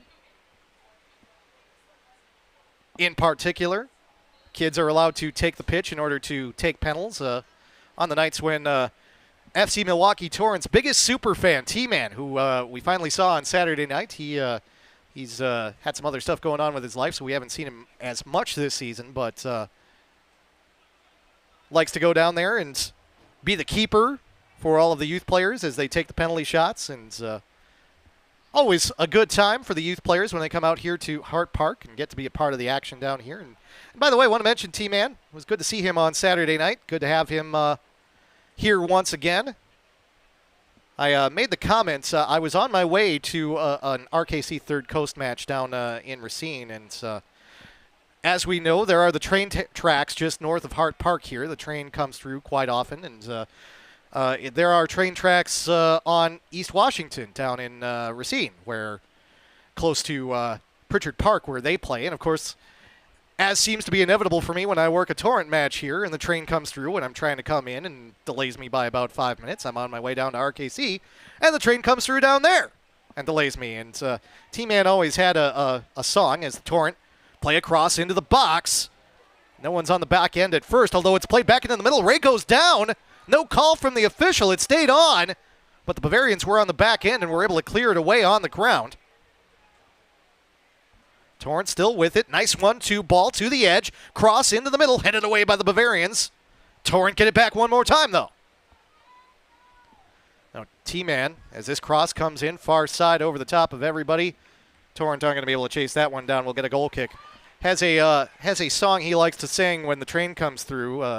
I will not attempt to sing it, as I've not warmed up my vocal cords for an operatic performance here. But he says, "Here comes the train, here comes the train, here comes the train to take whatever opponent away."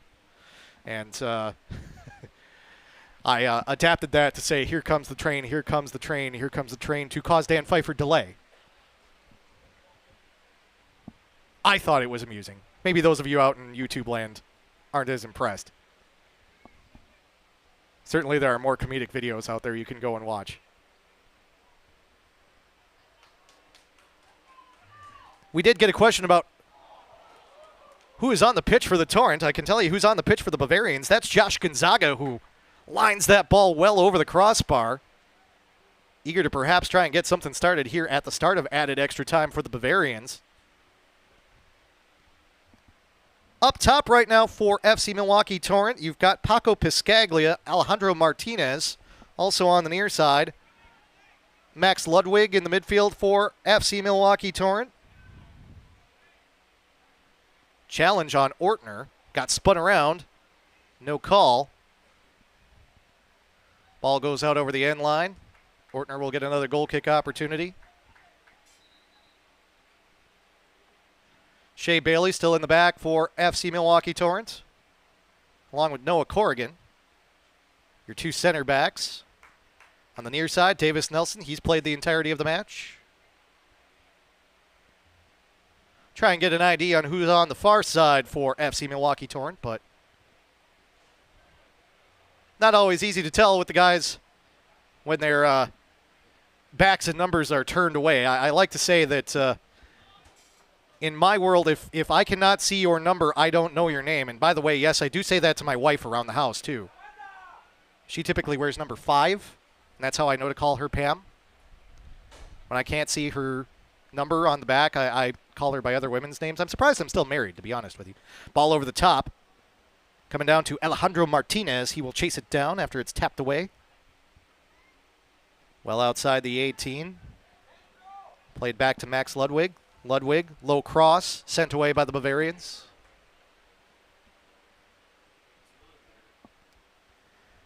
Angel Gongora still out there for FC Milwaukee Torrent, playing kind of a defensive mid position. He'll be the recipient of this throw-in, although referee Ryan Shanklin will ask FC Milwaukee Torrent to take it a little further back.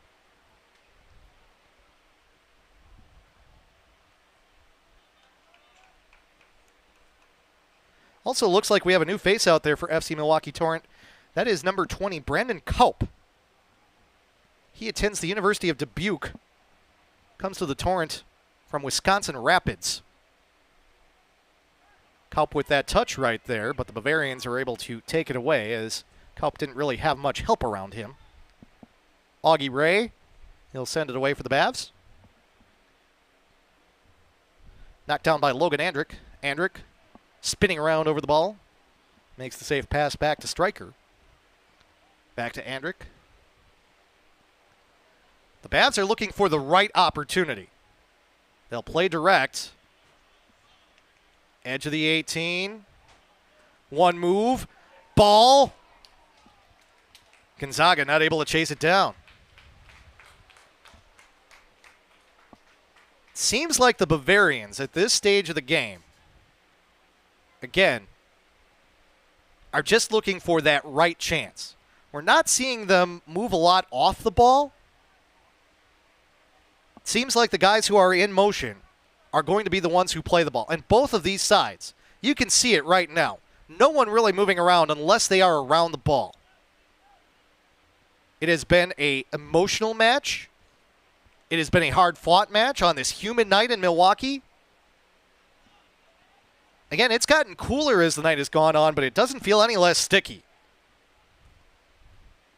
Certainly these guys are worn down. And also keep in mind, in American soccer, added extra time is not something that a lot of these guys get to play a lot of. So that may be an unfamiliar thing as well. But everything that happens, you have to pay attention to because all it takes is one. Edge of the 18. Martinez gets around the defender. Edge of the 6. Ball on. It's in the goal. And he points to the middle. Goal, FC Milwaukee Torrent.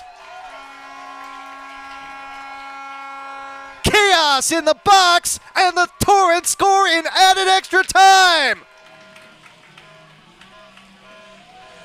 It's a 1-0 advantage for FCMT.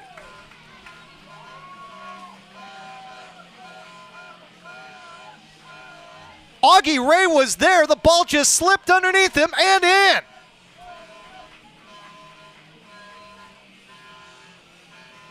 And the Torrent have the lead. Hard to even tell who scored that goal.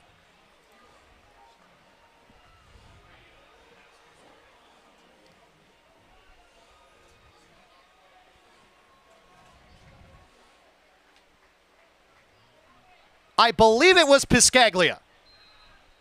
He was at the top of the box. He was there. Looking at it again on the replay that we have in the box here. Piscaglia just barely got a touch on it. A Bavarian defender collided with Augie Ray, and the ball just slipped underneath them and went in. 1-0 FC Milwaukee Torrent.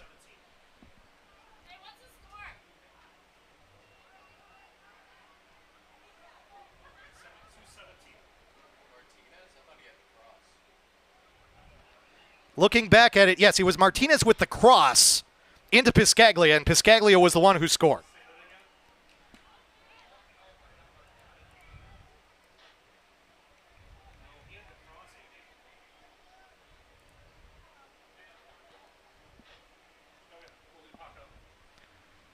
Paco Piscaglia scores the goal.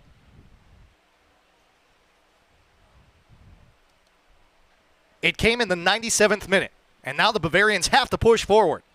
The thing is, though, they have a lot of time. Scored by number 36, Paco Piscaglia.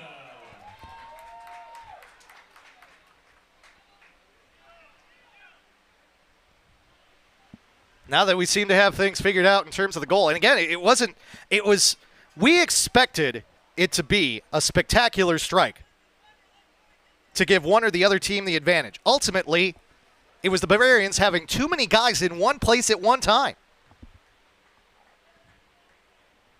The defender collided with the keeper, and the ball just trickled in. Piscaglia with the goal, and now the question is, will it hold up? We are in the 100th minute. Again, we will have added time at the end of each 15-minute period. And now you're going to start to see a little bit of desperation from the Bavarians. Play on, says the referee. Shot on off the crossbar, no!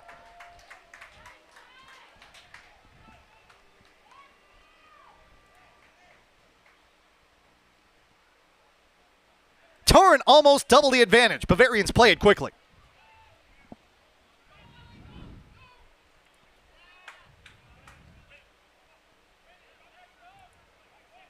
It was Carlos with that effort from distance for FC Milwaukee Torrent. That just rattled off the top of the bar. And they might need to repaint the goalposts after this match because there have been a number of efforts tonight that have rattled off both cages. Once again, Carlos quickly through the middle. Torrent energized by that goal. Carlos outside the box. Couple step overs. Knocked down, kind of goes down of his own volition. Bavarians will now try and push forward. Salmeron. Talented Marquette foe. Might have put a hand into the face of his defender. Wanting the foul call was Martinez. Didn't get it. Torrent get it back. If you're the Torrent, you're almost thinking about this minute by minute now. Good through ball.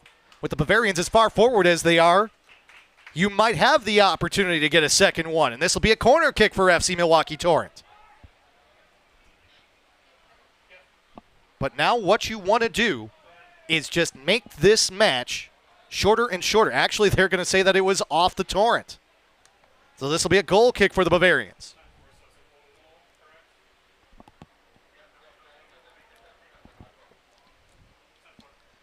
So we have looked back at the video here in the official decision because the ball went off the defender in the chaos.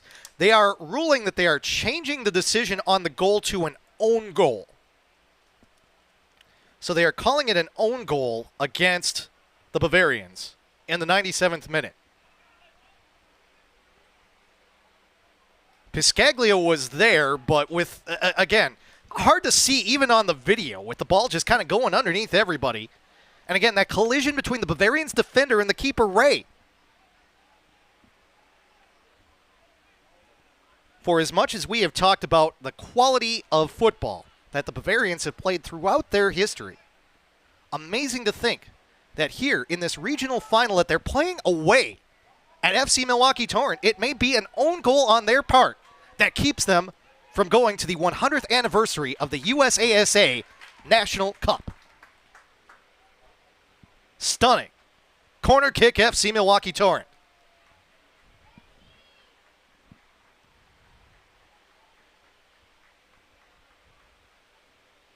And it's not that the Bavarians have played a bad match. They have played outstandingly tonight. This has been a match between two extremely evenly matched teams. But now they are calling it an own goal.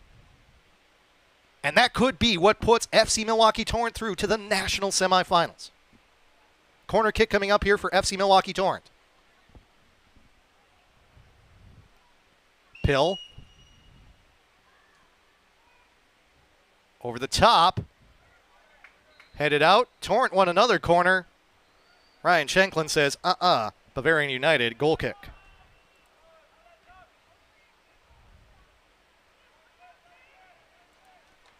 Fantastic match, folks, and we're glad you're along with us on the YouTube channel. The only thing I'm going to say is if you're within range of Hart Park and you weren't here in person tonight, there might be some folks talking about this match for a long time. Do appreciate you joining us wherever you may be. There are still a few matches on FC Milwaukee Torrent's home schedule for both the men and the women. Still time to get out here and watch this club play.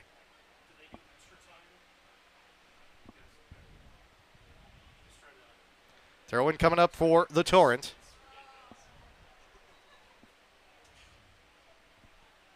We are in the 15th minute of added time, the 105th minute of this match. So we may have some extra time in this first period of added extra time. Good fight for the ball. Martinez gets possession. Looking for an indication from the fourth official as to if there will be a specific amount of added time. Don't know if we'll get one or not. Probably only 1 minute. I mean, with the Torrent scoring the goal, or we should say the own goal on the part of the Bavarians. Step over, Torrent trying to get another one here from a similar spot that ball came in before. This time Ray is able to get it as the Torrent went to the air. Ray sends it down the pitch. Shea Bailey, he's had an outstanding match. Comes back to the Bavarians. 1 minute is the indication for added time in this first period of extra time. Ludwig there for the stop. Bavarians, nice move over the ball. Now we get some physical play. We'll get a whistle. The foul will go against FC Milwaukee Torrent. Sam Carlos, a little too physical there. Referee will ask for 10 yards from both Carlos and Ludwig. Stryker in the area. Looks like Stryker will be the one to take this.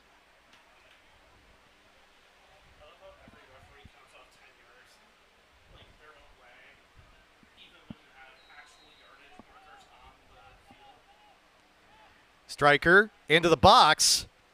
Headed up by the Torrent. Comes down to the Bavarians. A spinning shot off the foot of Michael Russell. But it is controlled by Ortner. Ortner will fall on it, and that should bring us close to, if not to, the conclusion of the first period of added time. We will have 15 more minutes.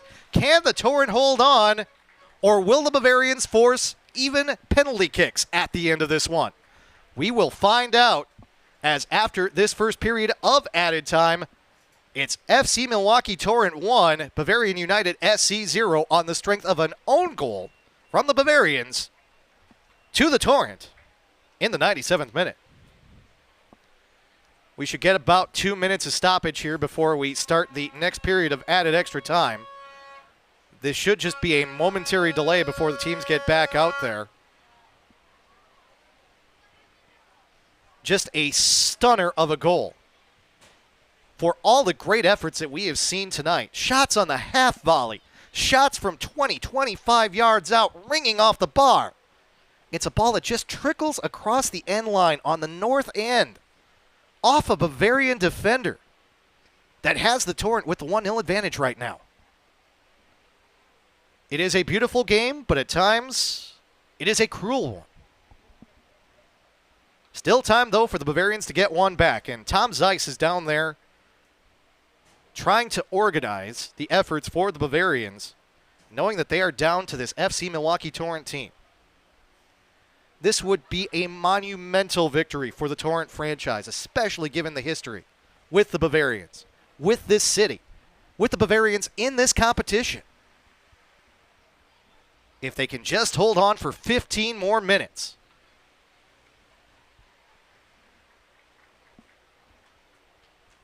Still in shock about the own goal. Not in shock that it was an own goal. Again, there was chaos in the box. But you know what? You play the ball into the area.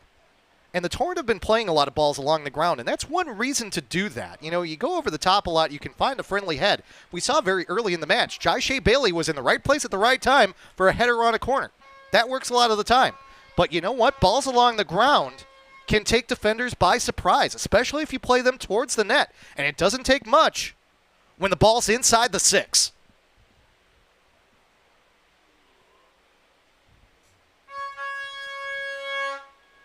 Again, just chaos in the box, as chaotic as the sound of whatever the guy with the horn sitting about 2 rows in front of us and a few seats over from us is doing there. The music kicks back in as we get ready for the kickoff of the second and last added extra time period. The clock here at Hart Park is not capable of going above 99 minutes. Right now it just reads 5:00. It'll go up and past 20:00. And when it does, we may know who is headed to DeKalb, Illinois, and the national semifinals in the USASA Amateur Cup.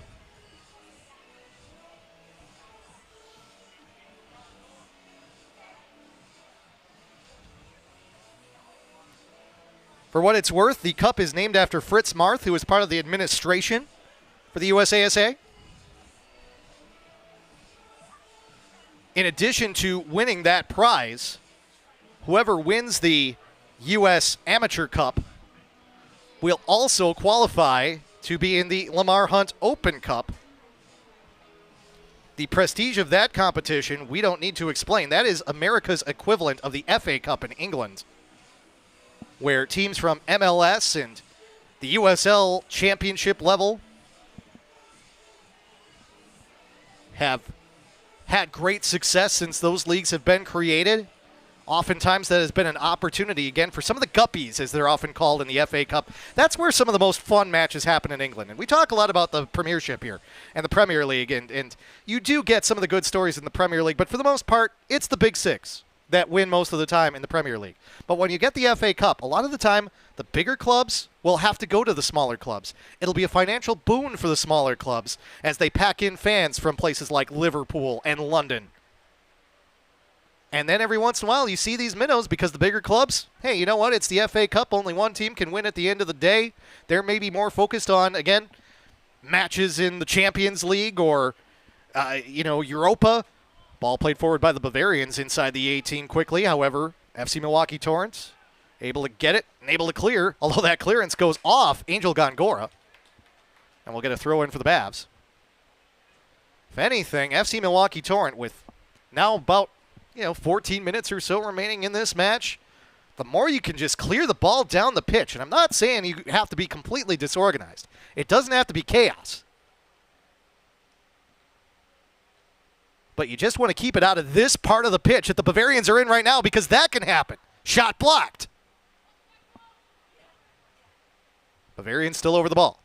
Cross into the middle. Headed on. Off the bar. No. Second opportunity in. An equalizer for the Bavarians. It's 1-1. Is the flag up, though? Official Ryan Shanklin is heading over to talk to the AR. Don't call it a goal just yet. The indication appears to be offside. It is. No goal. And the Bavarians get the equalizer, but the Torrent get the flag. And the flag saves the advantage for the Torrent in the 107th minute. A stunner of a call. It looked like Zamani was right there, but he was too far forward from the last defender. And you get that sometimes on those rebounds. Players are in place, defenders are coming forward to play the ball. Everyone's concerned about the shot. No one's thinking about where they are after the rebound comes out. And it's a tough, tough call. But the flag goes in favor of the Torrent.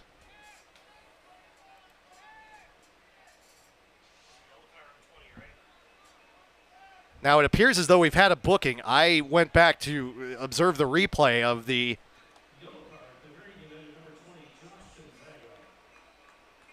goal that was taken away. Kevin O'Connor, our producer here, is saying that the yellow card is shown to Josh Gonzaga of the Bavarians in the 108th minute.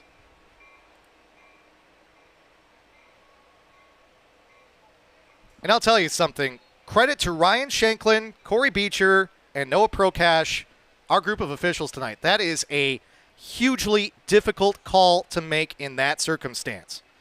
Watching it back now in the box, you can go back and watch it on YouTube as well if you want.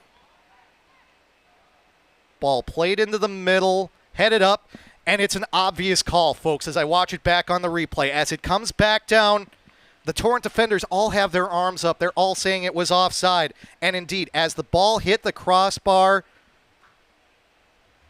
I mean, it's a tough call. It is a tough call to make in that moment, but it's the right call, as Zamani was clearly 2 steps too far forward from the defenders.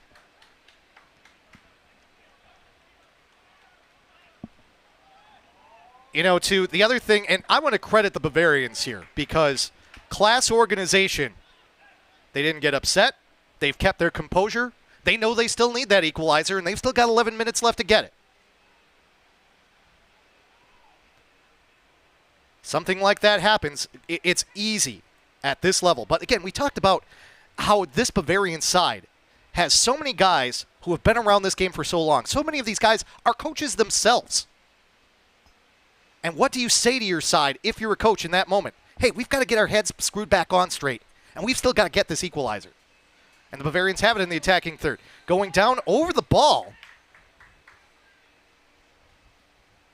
for the Bavarians. Not a lot of contact there, but we will get a booking. So maybe there was something that Ryan Shanklin saw closer to the action that I didn't see. It looked like the player just fell on the ball. Trying to pick up on who that booking was on.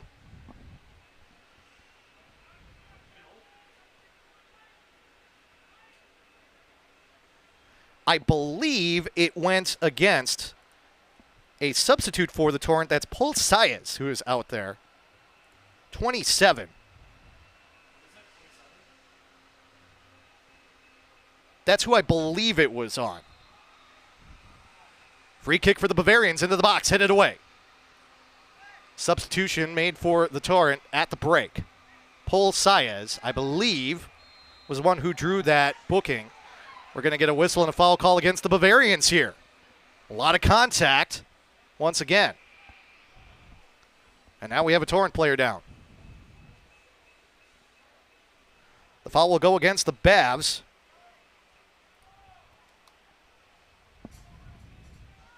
Believe that's Quinn English checking on it, who committed that foul.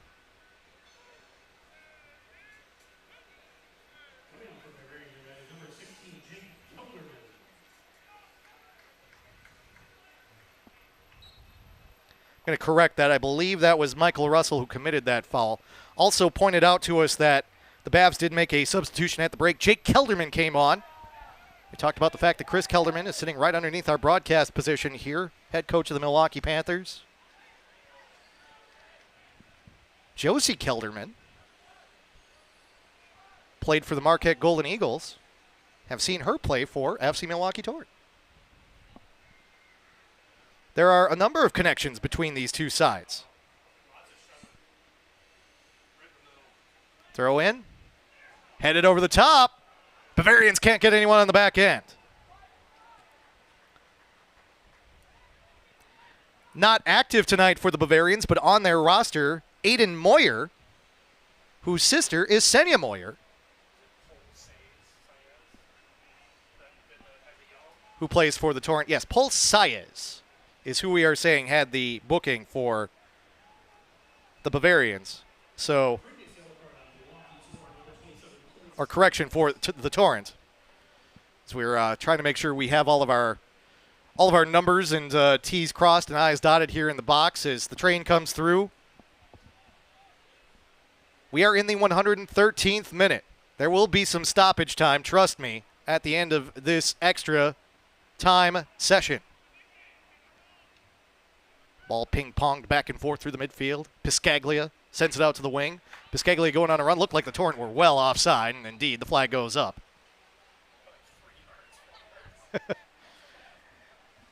I'd say if the Torrent were any more offside there, he'd be in the concession stand serving beverages. Be in the parking lot, starting up his car, getting ready to go home. Augie Ray is the one to send this well forward for the Bavarians. Goes off the head of Logan Andrick. Outside, believe that's Amani. Back to Andrick, edge of the 18. Does Andrick have some magic in him? Just the way he did at MSOE. Crossed into the middle, off the head of Zamani. Correction, that's not Zamani. That head was off of, I believe that was Stryker. Here's Stryker in the back. Dietz, shot, up and over the top. And a key call by Ryan Shanklin as he says Ortner did not get a piece of that ball. It goes off the underside of the American Gridiron football goalpost. And the reason that's a key call is because it doesn't give the Bavarians a corner. It gives FC Milwaukee Torrent a goal kick. And it allows Ortner to settle his team, take his time, run some time off that clock, and set the Torrent up in a manner where he can just ping the ball down the pitch and give the Torrent better position on the pitch to keep the Bavarians away from that net. Because goodness knows the Bavs are threatening. Second ball. Headed back. Good work by Noah Corrigan to head that ball back to Ortner. He flips it up with his left foot. Almost gave the Bavarians that corner kick right back there. He's able to grab it, kind of calm himself down as he just rolls it out to Shea Bailey. Back to Ortner. Bavarians very much around the ball, very much working hard right now. Samani plays it back. Stryker crosses it in. A lot of contact. Saez on a booking right now. At least we think so. Pretty sure. We're 95% confident. 4 out of 5 doctors agree. And all 5 of them are actually our producer, Kevin O'Connor, just so we know. They also ask you to chew Trident. Throw it into the box. Headed away momentarily by the Torrent. Some contact at the edge of the 18, off ball. Chipped back in by the Bavarian striker. They've got someone on the back end. Everyone falls to the ground. Let the bodies hit the floor. Back outside the box. Alan Salmeron can't keep possession. Sliding tackle. Salmeron will get it back. Bavarians. About 5 minutes left before we hit added time in this final period of extra time. Now the Torrent get a good clearance over the top. Chasing it down is Ludwig, and he's content to just settle over the ball. Bavarians, so far forward, they have almost no one back. In the middle of Torrent just trying to possess. Ball played back. Carlos. He'll take it towards the corner. It's a little too early to just stall in the corner. Carlos does go down there, though. A little too heavy with one touch. Goal kick for the Bavarians. Augie Ray comes up. As you can see, the Bavarians, they are impatient right now, but not out of control. Ball played over to the near side. He is very much onside as Sam Carlos. Carlos will take this in the corner. He'll take it inside the 18. He'll just keep running forward with it. Cross. Ray disrupts. The only one there is Salmeron. Salmeron will clear it away for the Bavarians. 1v1 at the touchline, sent forward by Logan Andrick. Babs try and chase it down. Shea Bailey with a great header over the back of his head to let the Torrent keep possession. Gongora to the far side. Torrent trying to play with maturity with this 1-0 advantage. It came on an own goal. Ludwig, far side, cross into the middle off a Bavarian foot, and it goes to Ray. Watch for the counter here if you're FC Milwaukee Torrent. Ray thought about the quick pass. Now he calms things down. You can see, as much as the Bavarians want to get this equalizer, they are also worn down right now. It is a struggle to move on this humid night. Shea Bailey in the back. Clears down the pitch, over the top. Torrent content to just let that one bounce a few times. Salmeron taking off his foot, played forward by the Bavarians. Gonzaga, challenged by Shea Bailey. Shea Bailey again with another creative move over the top. It goes into the technical area for the Bavarians. They'll get a throw in. Quickly coming up, striker. We're almost at the point where Augie Ray even needs to come up for the Bavarians. Over the top. Striker. Bavarians just letting the ball bounce quite a bit here. Time is the enemy of the Bavarians right now. There are only 2 minutes left in regular added extra time. Ball in the middle, Logan Andrick. Such an outstanding career for MSOE and the Bavs. Andrick can't win that 50-50 ball. It's controlled by Carlos, and Carlos will just hit it down the pitch. Great touch by Carlos. He almost gets taken out, still has it, heading towards the corner. Now a sliding tackle. That's Salmeron. I think Salmeron's going to get booked, and indeed the yellow card comes out. And there is anger on the part of the Bavarians at the fact that Salmeron is going to get shown a yellow, but that's ultimately a good call. Salmeron obviously was not going after the ball. It comes in the 119th minute of play. And to be honest with you, Jake Kelderman needs to be careful because he got into the face of referee Ryan Shanklin. Surprised he didn't get a booking.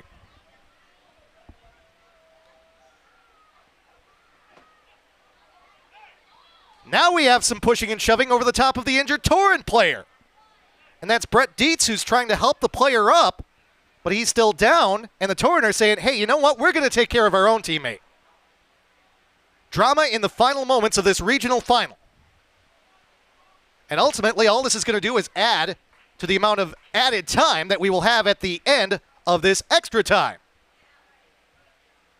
Now, the referee has taken out his book.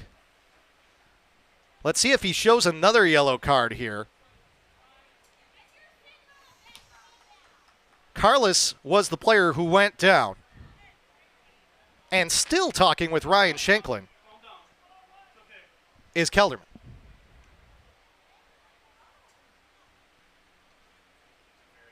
Now we have some discussion from the fourth official. Turning around and walking away is Stryker. Again, we praised the maturity of the Bavarians throughout these two added extra time periods, but now desperation may be settling in. And the Bavarians may be realizing just how close they might be to getting eliminated from this cup competition on the precipice of going to nationals. Free kick for Ludwig.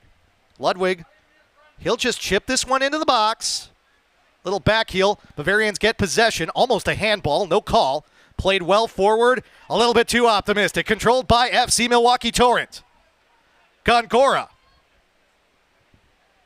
Some Torrent fans might be starting to make some plans to head to the Windy City. Out over the touchline. We are into added time here in this final possession of extra time. We have been told there will be 4 minutes of added time. And if you are a Torrent supporter, that may feel like an eternity. But with every second that ticks away, the Torrent may be thinking that they are one step closer to having the opportunity to compete for a national title. Taken away by the Bavarians for a moment, challenged by the Torrent. It stays at the edge of the 18. The Torrent don't need another goal here. Played forward by the Bavarians. Torrent just have to be careful. A lot of contact, no foul called. Good physical play. Now we will get a whistle. That'll go against the Bavarians.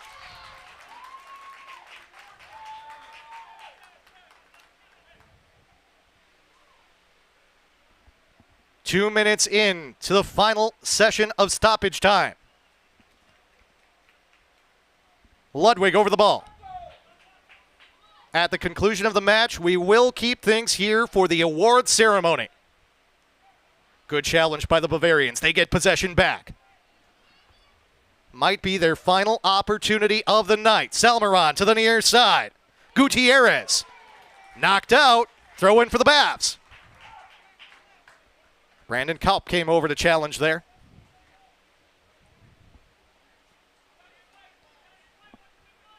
Logan Andrick. He'll take the long run up and the deep throw into the 18. A lot of contact. Player goes down. Shot over the top of the bar. No for Zamani.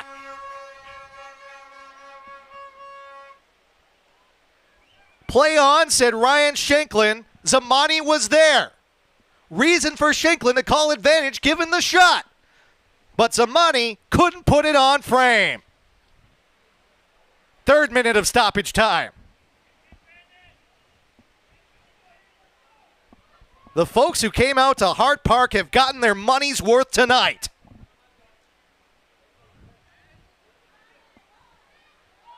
Over the top off the header. Chasing. Can't get there. Risky move by Ortner to chest the ball down, but then he falls on it. Maybe Ortner didn't see the striker coming up. All it takes is one touch that's too heavy just off the chest. But Ortner is able to waste a little bit of time. Flips it down in front of the 18. Just sends it down the pitch. Doesn't even care really where. Goes out over the touchline. This will be a throw-in for the Bavarians. We are into the fourth minute of stoppage time. Bavarians may get yet another opportunity here. Zamani turned around, off him, over the touchline. Throw in for FC Milwaukee Torrent.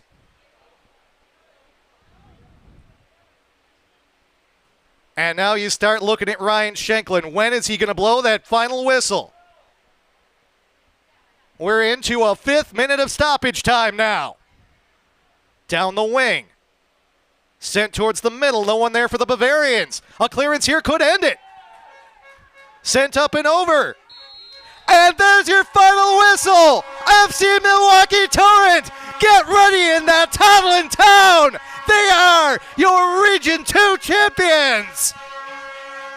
A 1-0 victory for FC Milwaukee Torrent over the traditional power that is Bavarian United SC. And the Torrent are headed to the USASA Amateur Cup National Semifinals.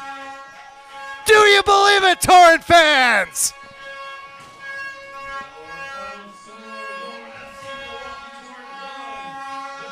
James Weber, Andy Davi have to be extremely pleased with their squad. It comes on an own goal in the 97th minute. But in front of the home fans here at Hart Park, the Torrent will get the opportunity to play for a national championship. They earned the regional title in front of these home fans with that 1-0 victory, and they will be the closest team with the shortest amount of travel as they head to DeKalb in July to take on one of the three teams that has already qualified in the semis, either FC Arizona, Tobacco Road FC, or New York Pan Cyprian Freedoms. Unbelievable. One of the best victories in the history of FC Milwaukee Torrent. And they are dancing down on the pitch.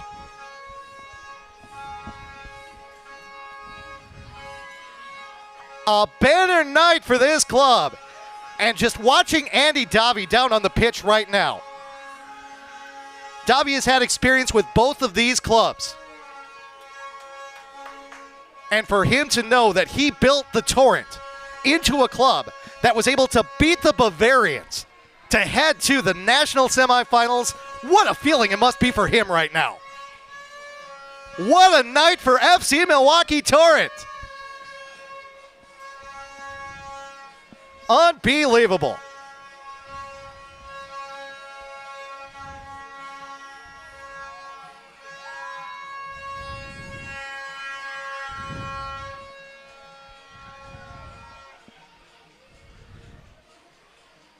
1-0 your final.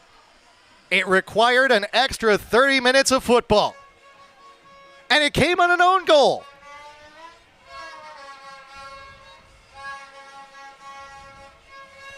Handshakes galore.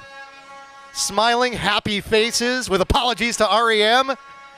Torrent players still dancing down on the pitch.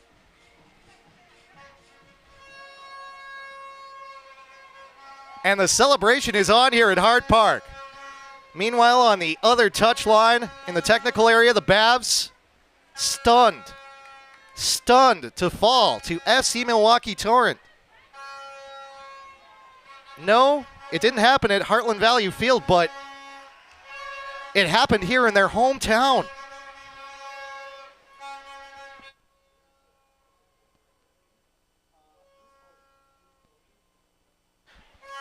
Down on the pitch, they are setting up for the awards ceremony. Bruce Bodie, who we had on at halftime, USASA Executive Director, joined by Matt Zellick, National Amateur Cup and Competitions Director, as they have the medals for both the runner-up Bavarians and the champion FC Milwaukee Torrent. Your Region 2 champion FC Milwaukee Torrent. Picture this. Back in 2013, when FC Milwaukee Torrent got started, 11 years later, still here, still winning, now with the opportunity to compete for an amateur national title in the 100th year of the competition.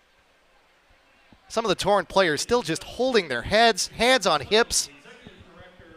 A stunned feeling for the Torrent. And again, if you've been around soccer in Milwaukee for any length of time, you know about the Bavarians. And the Torrent found a way. Tom Zeiss has already claimed the runner-up medals for Bavarian United SC. He's brought them over to the bench and just set them down. Sporting of the Bavarians. Class of them to stick around for the award ceremony, for sure. Still some conversation down there. And Augie Ray, to his credit, talking with some of his teammates. Obviously, the own goal, a moment that they'd like to forget. But for the Bavarians, again, such a decorated club. And they played a spectacular match tonight. All credit to the Bavs for coming here. These are guys who have won a lot of titles in their past. So now we will have the awarding of the championship medals. They will hand them out individually to each of the players. Bruce Bodie, who was up here talking with us at halftime, now down on the pitch. Passing along the medals, Alejandro Martinez. Talk about the good performances by the Torrent tonight, too. Lucas Nestis worked hard tonight. Jai Shea Bailey. How much credit does he get for his work out of the back, the header that almost turned into a Torrent goal? And you know what? We talked about the decision to go with Sam Ortner in net 2. And there were a couple bobbles tonight, don't get me wrong. There were moments when Ortner made us nervous. But going with Ortner, it worked out. And that's nothing against Augie Warnod. Great keeper, too, for the Torrent. Warnod might see some action down into Calb. But as the final medals are handed out, what we'll get in just a few moments is the awarding of the Regional Championship Trophy. And then you're going to hear this place just blow up. Great crowd out here at Hart Park tonight, too. And hopefully this does something for attendance for both the Bavarians and FC Milwaukee Torrent. And you know what, folks? Having been around college soccer here in Milwaukee for close to a quarter century now, we've been trying to build this game for so long here. Amateur level, professional level, college level, high school level. I've had the chance to work the high school state championships for a number of years now. And now here comes the cup. And they raise it to the sky, and your Region 2 champions are FC Milwaukee Torrent. Strains of Queen ring out from the sound system at Hart Park. A handshake from Bruce Bodie to Andy Davi. And they will see each other again in DeKalb, Illinois in about 1 month. A historic night in the history of this FC Milwaukee Torrent franchise.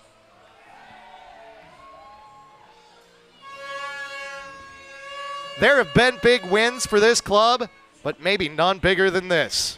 And now they'll get a chance to get maybe 1 or 2 more when they head to DeKalb in about a month's time.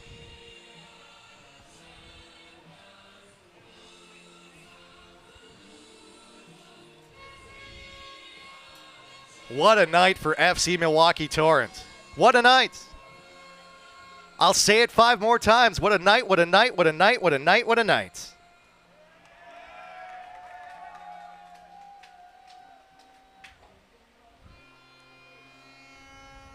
Region 2 Amateur Cup USASA Region 2 champions. Seeing some debate in the chat about how close DeKalb is to Chicago. For the other 3 teams that are coming to DeKalb, they will consider it to basically be Chicago. And again, talking with Bruce Bodie, he is basically calling this a Chicago event. So I'm going to keep talking about it as the Torrent heading down to Chicago. And again, DeKalb, Chicago, however you want to put it, DeKalb is not that far of a drive from Milwaukee either. So you know what? We're going to set it up right now. If you are a Torrent supporter, start making plans for July 25th and heading down for the USASA National Semifinals to see your FC Milwaukee Torrent take on either the Pan Cyprian Freedoms, Tobacco Road FC, or FC Arizona.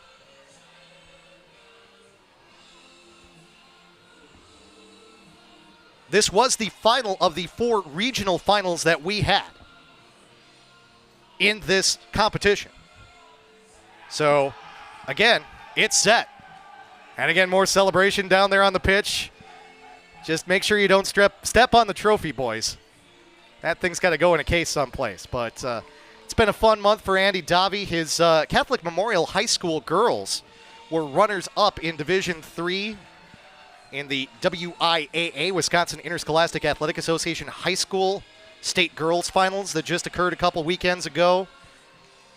Now his FC Milwaukee Torrent men's team earns the right to go to the national semifinals, we should say, of the USASA Amateur Cup.